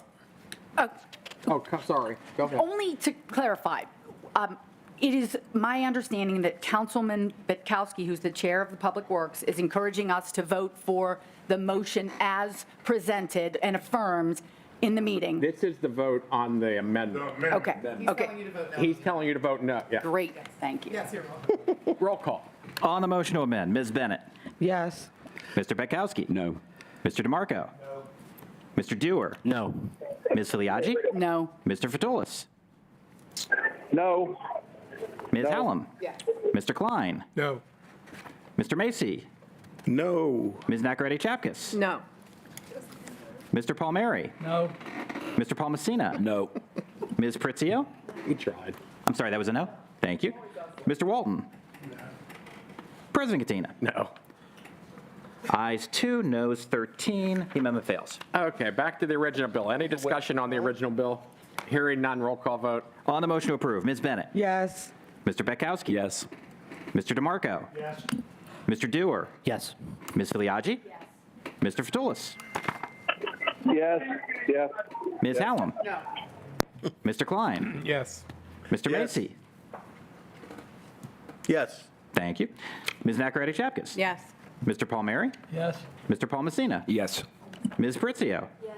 Mr. Walton. Yes. President Katina. Yes. Ayes 14, noes 1. The bill passes. Thank you. At this point, we'll have liaison reports. President Katina, very quick. I attended my last Allegheny County League of Municipalities conference a couple weeks ago. I apologize I did not bring this to the members' attention at the last meeting, but I just wanted everyone to know that the 2024 Spring Educational Conference is going to be April 4th to the 7th. I know a lot of folks here have attended in the past, and there's a county council thing there. And event registration is going to begin on December 12th for that event as well. So just wanted to let everyone know that. Thank you. Thank you. Anyone else this evening for liaison reports? Yeah. Go ahead. Yeah, thank you, Mr. President, members of council. I just want to remind everybody about our Fire Vest program. I know you hear it from me each time I speak on liaison reports, but the Fire Vest program is a wonderful program. It helps your communities. It helps the volunteer fire departments gain new volunteers.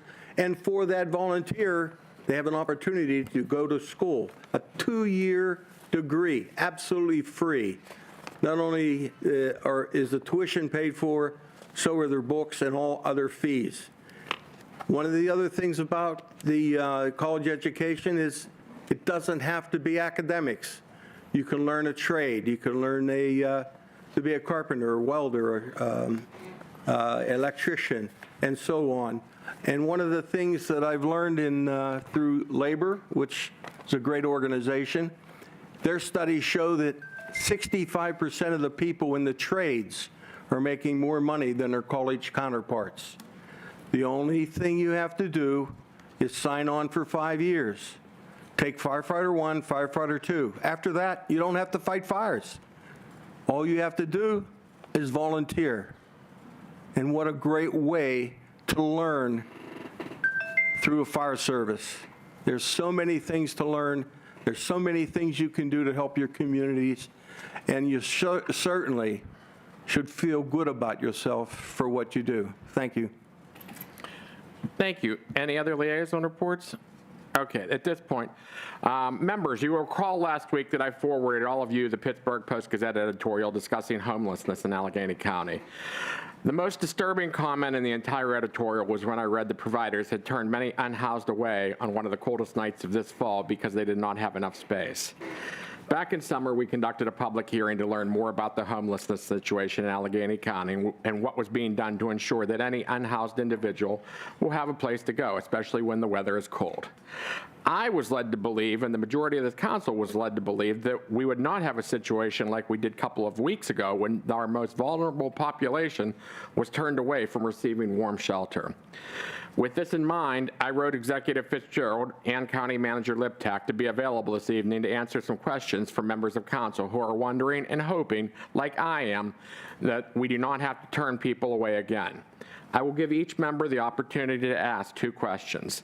I will begin by asking County Manager Liptak and her staff to come up and asking these 2 questions. Simply asked, why were the individuals turned away from the shelters on one of the coldest nights of the year we had since last winter?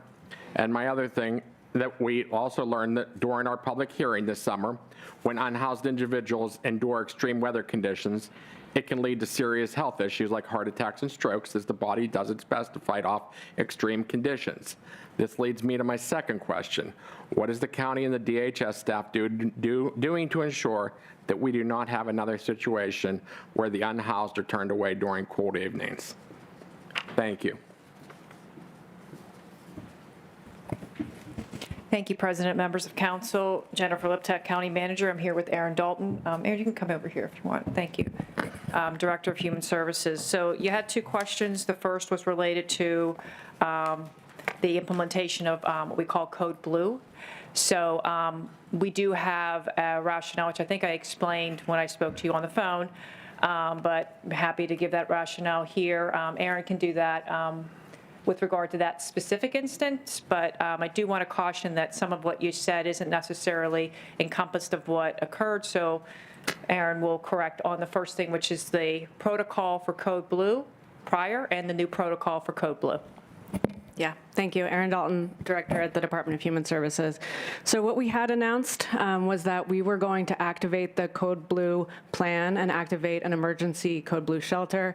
When the city activated their Emergency Operations Center, we would be operating out of a city building. The city didn't activate, we didn't open. We subsequently, just days after, changed that protocol.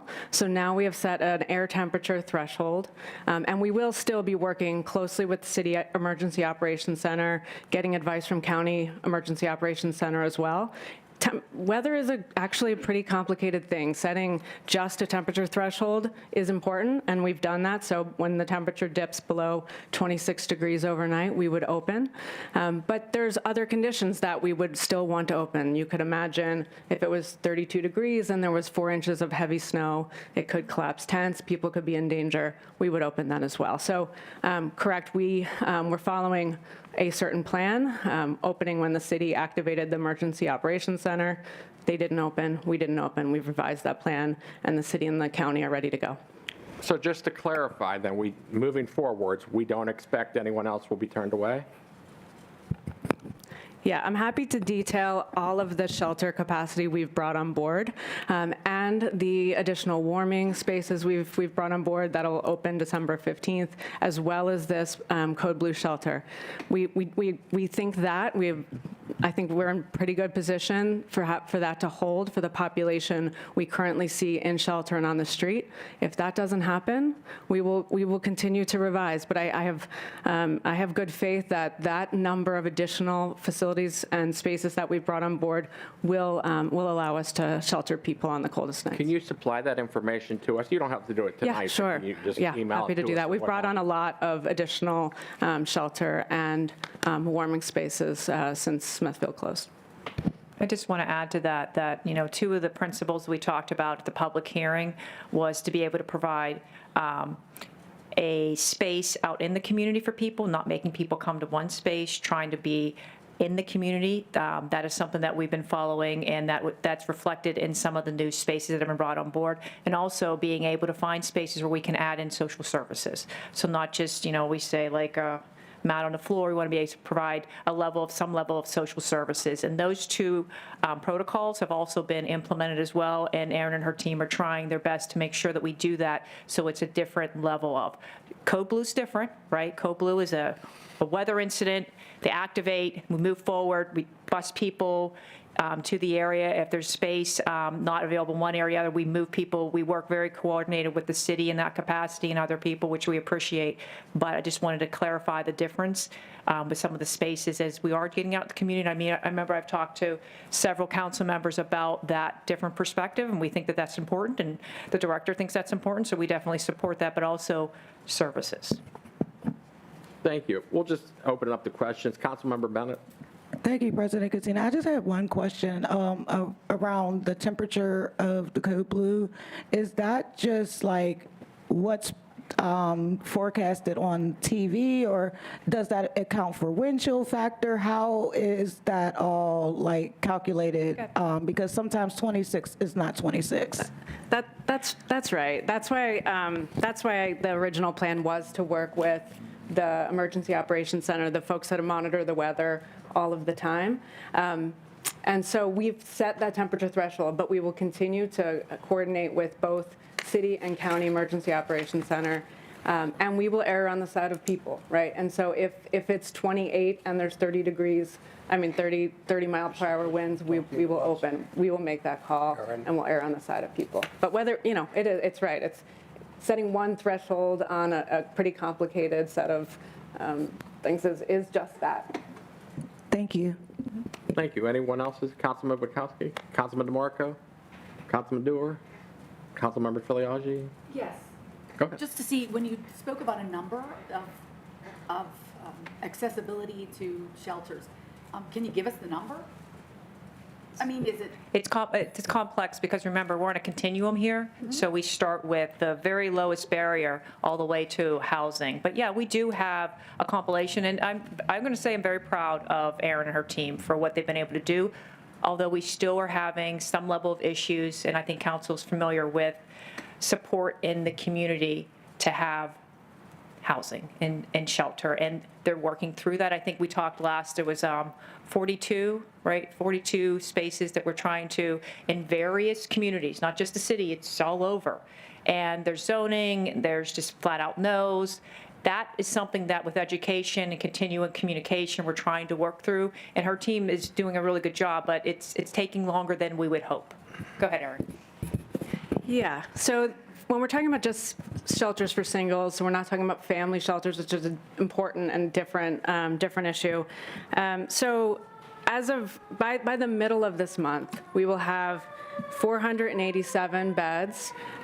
So that includes beds that we've brought online since Smithfield has closed at around 105. So we'll detail this for council. In addition to that, to those 487 beds, we have worked with one of our partners, so Unity Recovery. They have a drop-in center for help right now. They're going to expand their services to be 24/7 by December 15th. And so that will also create well, not explicitly a shelter, will create a safe, warm place for people to be and get connected to services. If you add on top of that, the Code Blue shelter, which we can flex a bit, but I'm counting as 75, that's 622 beds. Okay, and if I may, just to piggyback or continue with that, is you said that information you do have compiled and that you would be able to get that to council? Sure. All of council? Yeah. Okay, thank you very much. We'll get it to Ken. That's fine. We'll send it over to Ken, and then he can do whatever you say to do with it. Thank you. Councilman, go ahead. Thank you. Councilman Futolas? Is he on? Okay. Councilmember Helen? Yes. Thank you for coming tonight. I do have many questions, but I will, as per my president's orders, limit it to 2. So the shelters are full, right? So let's say it's not a Code Blue, it's 27 degrees, let's say there's no wind chill whatsoever. Where are people supposed to go? Because I have seen people sleeping on the sidewalk outside of 2nd Avenue. I've seen people in the tents. I'm just wondering, what is the plan for when it's not a Code Blue?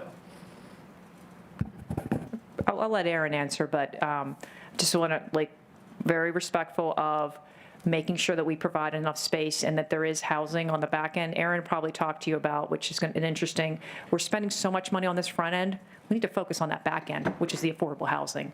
So it's really looking at this continuum and how do we reshift, because we the goal is to get people permanent housing. And we've been talking a lot about how do we look at that continuum and how to shift those dollars to get more permanent housing, which would help the flow, because the flow is getting a little clogged right now, right, Erin? Yeah. No, that's right. So we are bringing on some of those additional spaces, right? So the Unity Drop-In Center opening by the 15th, that will provide some additional support for people that are currently out on the street. We continue to add shelter beds as we can. I do want to comment on this issue of what do we do? You'll never have enough shelter if there's not flow out of the shelter into housing. So what the shelter system kind of looks like is you've got people, it works as triage, right? It's really helpful for people to be there for a couple of days to get on their feet. About half of the population leaves within 15 days, right? So it serves that kind of triage function. And then we've got HUD funding for permanent supportive housing and rapid rehousing for the think chronically homeless, the most vulnerable, but it is only 10-15% of the population. We're moving those people through to housing. Last year, we housed about 2,000 people through those kinds of mechanisms. What we have now is a different problem, right? The people sort of in the middle are staying longer. And why are they staying longer? They can't exit to affordable housing, right? It's not just, I mean, there's these long-term affordable housing plays that we've got to put into place, but there is not a single apartment in Allegheny County that people can pay for on SSDI and other public benefits.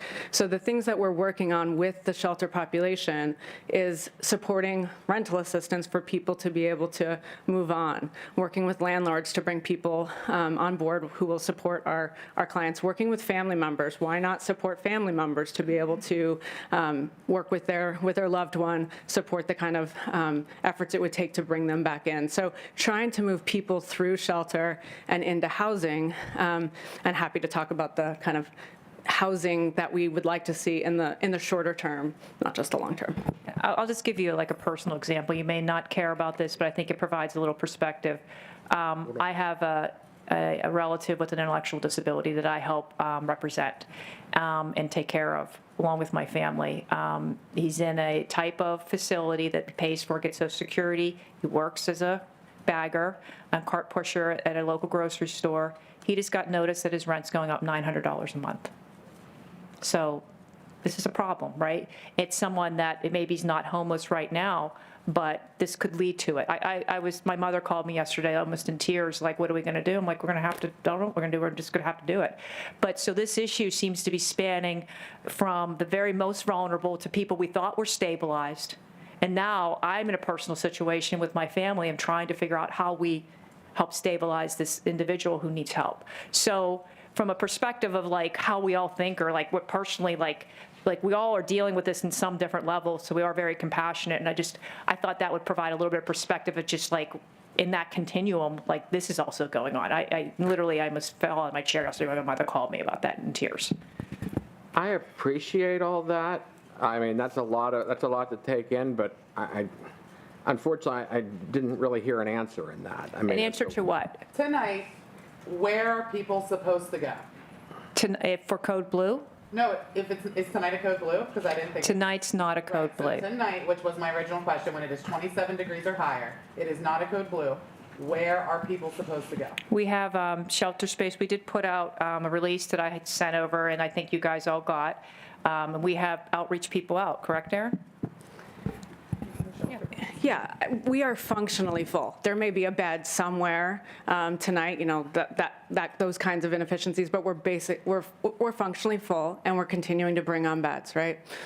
And we were functionally full last year as well, right? And if we don't have flow through the system, we will always be functionally full. We've got to move people into housing. So right now, we don't have enough. They'll sleep on the street tonight? There. Yes. Yeah. Okay.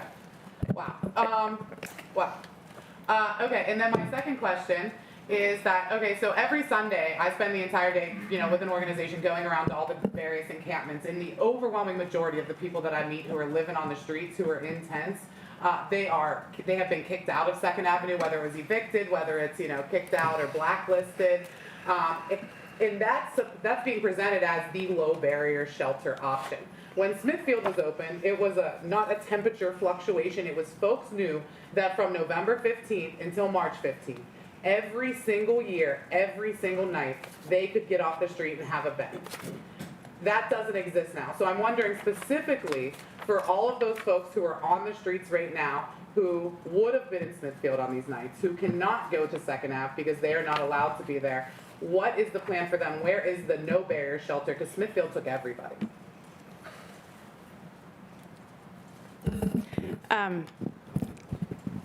So we don't make policy for Second Avenue Commons, but we can get back to you guys with information about the people that end up having temporary exits from there. There are no lifetime bans of Second Avenue. There are, across the shelter system, there are occasions when people are exited, and often that's for serious breakage of the rules, things that put people in jeopardy, the rest of the facility in jeopardy. And we work with them to make sure that the policies that we have in place are followed. So there's no, lifetime bans that we hear about, on the street sometimes. But no barrier shelters. We're not going to have one. Yeah, I mean, it's a continuum, right? And what's a barrier for some people is not a barrier for another, right? So there are people who feel safer at places that some would consider higher barrier, like Light of Life. I do think Unity will be a nice addition to the continuum, that being available 24/7 with a harm reduction focus, with a focus on supporting people who use substances. I think that will be a nice addition to the continuum. In addition, the Team PSBG operates a shelter in McKeesport. That's also, I think, by folks' definition, very low barrier. And the Code Blue shelter, everyone will be able to come in. Only when it's below 26 degrees, yeah. which again, the problem, and I don't want to count this as a third, it's really not a third, but the other problem is folks don't know about these things, right? So I was literally in the South Side the other night and I was like, hey, it's Code Blue, you can go and try to get a bed in 2nd Avenue. And folks are lining up there to get a bed in 2nd Ave and being turned away. But these folks aren't even making the trek across the bridge because they don't know it's something they could count on. Smithfield was something people could count on and got folks off the street. I think you made your point, though. I mean, the answer is there's not. I appreciate, and this isn't about blaming anybody. This is about how do we try to how do we try to improve process moving forwards. And I appreciate everything you guys, both of you do, your departments do. I mean, it's truly a thankless job. I mean, it's tough being here and answering tough questions, unfortunately. So we appreciate everything you guys do. But like I said, I mean, we just want to improve process moving. We all do. We want to improve process and save lives moving forward. Councilman Klein? I thank you for being here and for clarifying, and it looks like, the work continues, and it's something of a journey. I mean, obviously, when people are out in the cold, it probably feels like the journey's too long, but I appreciate the fact that you are paying attention and working on this. Mm-hmm. Thank you. Member Macy. Yeah, me. Thank you for being here, and I appreciate the work that you do. And one of the things that I've learned over my 75 years is there's one thing that's consistent, and that is change. And I think you're trying to make change, and I appreciate that. Thank you. You're welcome. Councilmember Nakaradi-Chapkus. No, thank you. I appreciate your time. Councilmember Palmieri. No questions, thank you. Councilmember Palmasina. Thank you for all you do. Councilmember Pritzio. Councilmember Walton. Thank you for all the work that you're doing. We understand it is a difficult task and there are huge challenges in front of us. So thank you for the work and the leadership that you're providing on a day-to-day basis. Thank you, guys. Just a final, if you have locations, we've been asking for support. I know that becomes tricky, but if you have ideas, I mean, if you want to get them, I don't want to tell your staff what to do, but get them over to us and we'll happily, get the team to look at them, okay? But it's not putting the burden on you, but, you guys know your communities as well. So if you think of something, let us know. And again, thank you very much. Thank you so much for everything you do. At this point, I'd like to, if you remember a few weeks ago, I asked for an status update on Schuman Center. So I'd like to give everyone a little bit of a brief update at this point in time. Obviously, Council's declaratory judgment action regarding the process by which Adelphi's use of the Schuman Center property was authorized and ongoing. Unfortunately, there has been quite a bit of confusion about this and from a variety of sources. But what I want to make clear is that Council is simply asking the courts to tell us the process which should be followed by granting Adelphi permission to use the facility. We are not trying to stop the process of rehabilitating or reopening Schumann Center. But from the very start, the idea was to seek the court's guidance for the right way to proceed while the rehabilitation process continued and without delaying Schumann's reopening. I think most people will agree that some form of juvenile detention center is likely necessary. But the last thing we want to do is find out in a year or 2 or 5 years that we didn't go about reopening in the right way. Juvenile justice is simply too important for that way of an outcome. So I'm not going to go through all of the updates about the center, but I think the most important thing is that, I mean, it appears that at this point in time that the baseline schedule for reopening is approximately 4/29 of 2024. Hopefully there's no further delays in process and we can get it open by the end of April, and I appreciate everything that the administration is doing to move this process along, because I think we can all agree that, like I said, a juvenile detention center is needed. I just want to make this last point, though, crystal clear. Council has done nothing, absolutely nothing, to delay or stop the construction at the Schumann site, and the construction on the first pod is still not expected to be completed until the April of next year. So while we seek the declaratory judgment relief and try to get to the bottom of all of this, the construction continues, and hopefully it will be completed by the end of April, pending no further additional complications. So at this point in time, I just wanted to put that out there for everybody. So thank you very much at this point in time. At this point, we'll have new business ordinances and resolutions. 12879-23. That's a motion of the Council of Allegheny County to reestablish the Budget Transfer Committee in accordance with Section 805.03 of the Administrative Code, sponsored by Councilmember Paul Messina. Councilmember Paul Messina. Thank you, Mr. President. I move for approval. Second. Motion has been made and seconded. Is there any discussion? Hearing no discussion, roll call vote, please, Jared. On the motion to approve, Ms. Bennett. Yes. Mr. Betkowski. Yes. Mr. DeMarco. Yes. Mr. Dewar. Yes. Ms. Filiaggi. Yes. Mr. Fatulis. Ms. Hallam. Yep. Mr. Klein. Yes. Mr. Macy. Yes. Ms. Nacarati-Chapkus. Mr. Palmieri. Yes. Mr. Palmesina. Yes. Ms. Pritzio. Mr. Walton. President Katina. Yes. Ayes 14, no 0. The motion passes. Notification of contracts, anything? Nope. Okay. Public comment on general items. We have 5. First up is Phoebe Cook.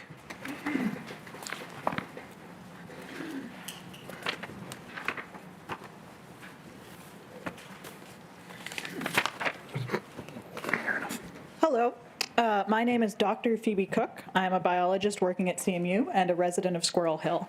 This is my first meeting, so nice to meet you all. I am here actually to comment on the Code Blue action plan.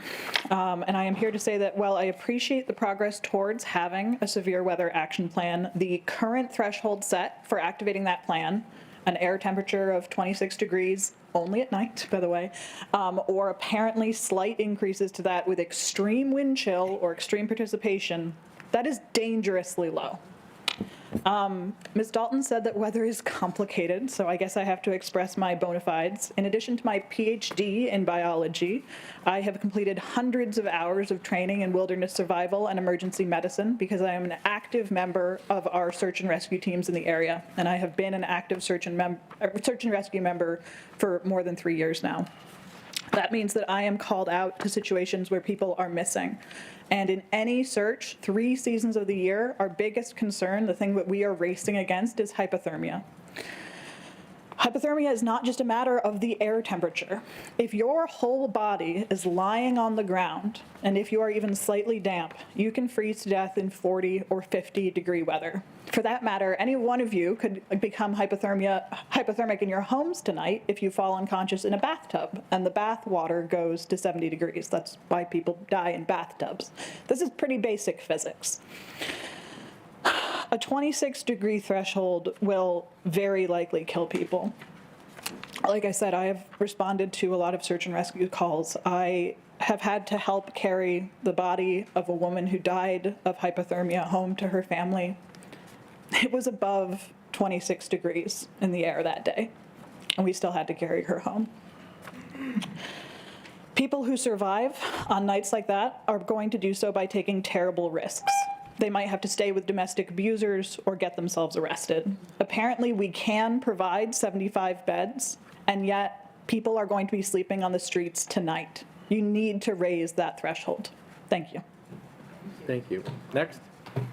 Next is Tom Bailey.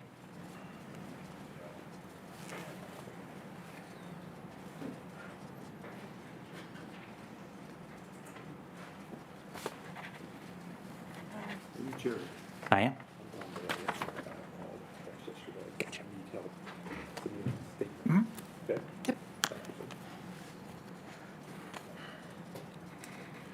Good evening. I speak for myself and my wife, and I appreciate the time that you folks put in. I'm a former government teacher, and I appreciate public service. And I'm a constituent of Mr. Tertulis, and I intend to submit this in writing to him. My wife and I live in Penn Hills, and we moved here about 4 years ago from Westmoreland County. My wife has severe asthma. In Westmoreland County, she did not have a medicated inhaler. This fall, she has used her medicated inhaler approximately, she says, up to 20 times a day. We then get an indoor air purifier. She now uses it 1 to 2 times per week. Allegheny County's air is polluted. Recent Pennsylvania Supreme Court decisions have stated that state and local officials are to act as trustees of an environmental trust, clean air, pure water. There's no one in this room that will raise their hair and say that Allegheny County's air is clean. Now, the staff of Allegheny County Health Department, in our opinion, does an excellent job. They do the monitoring, they do the enforcement. They have fined Allegheny County's one of the largest polluters, U.S. Steel Clairton Coke Works, $10 million over the last 4 years. 4 to 5 enforcement violations per year. But Allegheny Council and the county executive, in our opinion, you're asleep at the wheel. If you have that level of enforcement actions and fines under the current state constitution, who's enforcing it beyond fining? They're paying to pollute, in our opinion.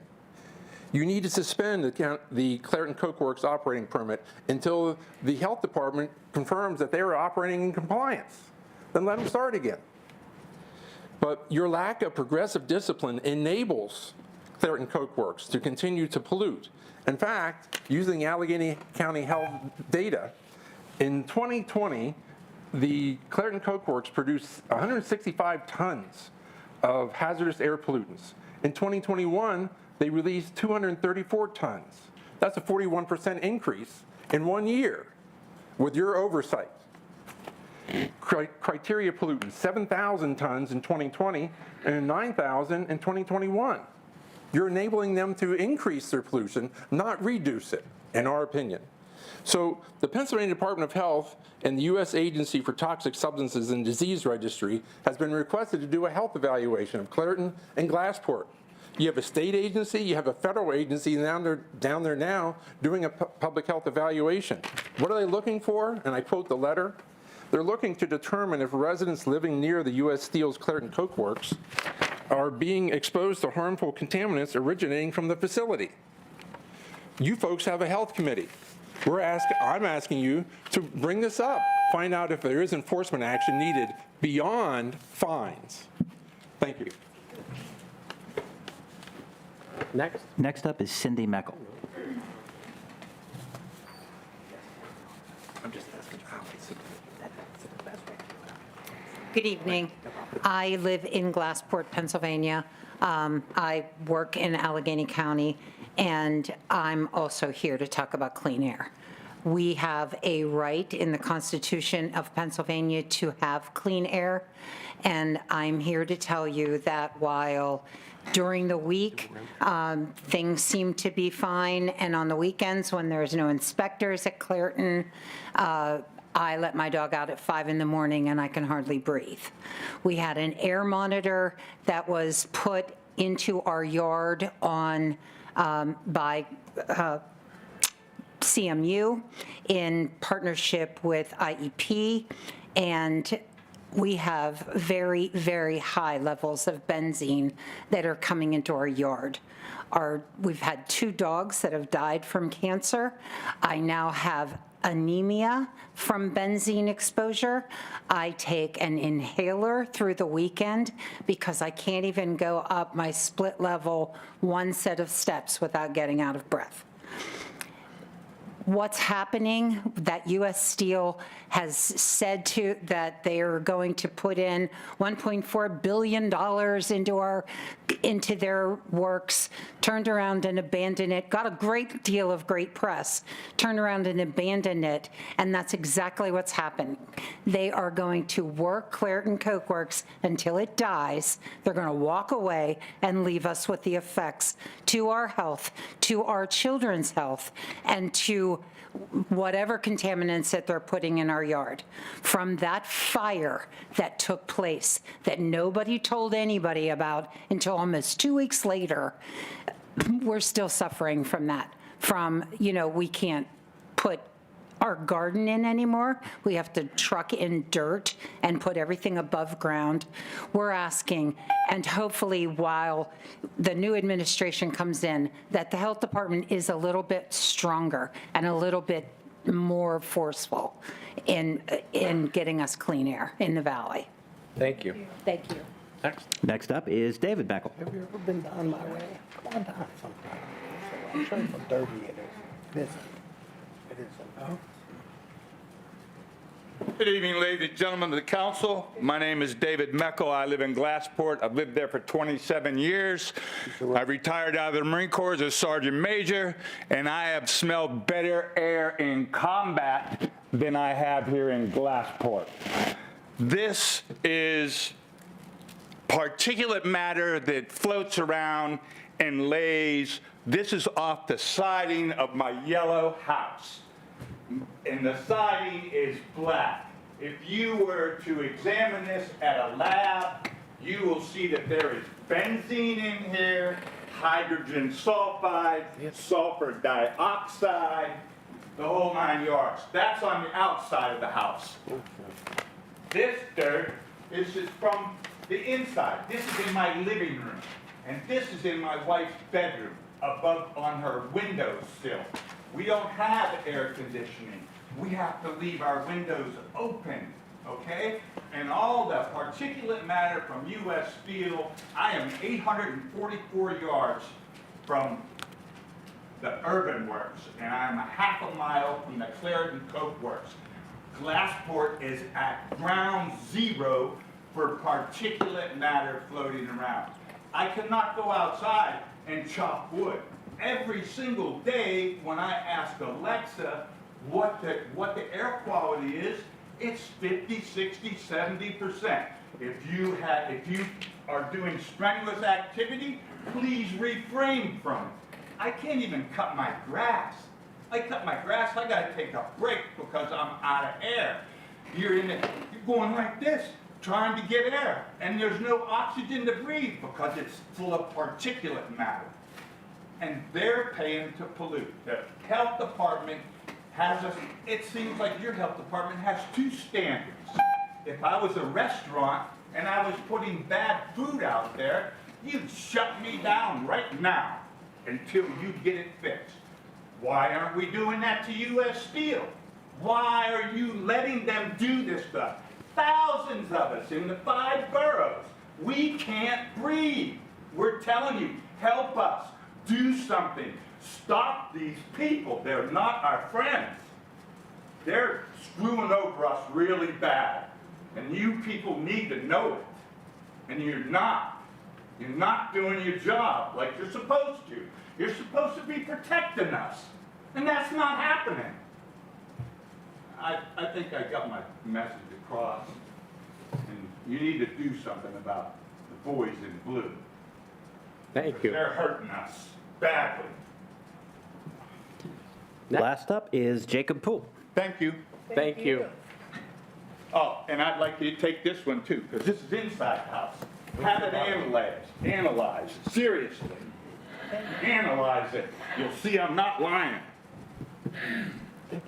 Hi, I'm Jacob Poole, formerly Zsolt Levente Jakob from Eastern Europe, and my name is Jacob Poole presently, and it's not because of coercion and child trafficking. So my name in Eastern Europe was Zsolt Levente Jakob, and I was in a facility with 200 to 300, maybe even thousands of children in Eastern Europe after the Czechoslovakian breakup and before the Yugoslavian Civil War, gathered up in a facility, held captive in isolation for years and being prepared to be shipped to America, and this is why I'm here. And that's how I exist in front of you today. Gathered up in Eastern Europe in the late 80s and 90s, between the Czechoslovakian breakup and before the Yugoslavian conflicts, to be brought to America, away from our families, away from everything that we know. And presently I stand in front of you alone, isolated, with no hope for a future, literally property, because I exist in front of you as a child that was taken by force in violation of international law, the Geneva Convention, all sorts of things, to be brought here for forced labor and exploitation. I'm literally a slave brought here from Eastern Europe, and I'm one of many hundreds of children and thousands of people that I haven't seen since 1993. And we were brought here through the Heinz Foundation, through the Bethlehem Home Community in Allegheny, Pennsylvania, that's connected to the Hungarian and the Romanian Heinz family foundations and things like that. Those charity networks were literally used to take children by force to child traffic them here. And I met a woman yesterday at a function, and she was herded up with a bunch of women after World War II in the 40s and put on a boat and brought by force here for forced marriages in the Pittsburgh area. So Westmoreland County, Allegheny County, there are literally thousands of people here that are held captive by force, including myself. I have no future. I've been put through Ligonier Valley High School, University of Pittsburgh, Giant Eagle, PNC Bank, all public-facing positions while being badly here alone, isolated, and where German citizens, Hungarian citizens, European Union citizens from Slovakia, Czech Republic, Poland, Norway, Sweden were all paraded in front of me, and I was forced to cry out to them for help. I'm Zsolt Levente Jakob from Eastern Europe, brought here as a child abducted, held captive, and I'm assisting you, and I'm being forced to tell you this. I've been doing this for years. Now, this is how I exist here. I have no future. I can't meet a wife. I can't have father anything. I can't do anything. I exist as property by myself without even knowing my name, and I'm going to die on the street by myself in horrible misery, without family, without friends, without anything, because I'm not a person. I'm not a human being.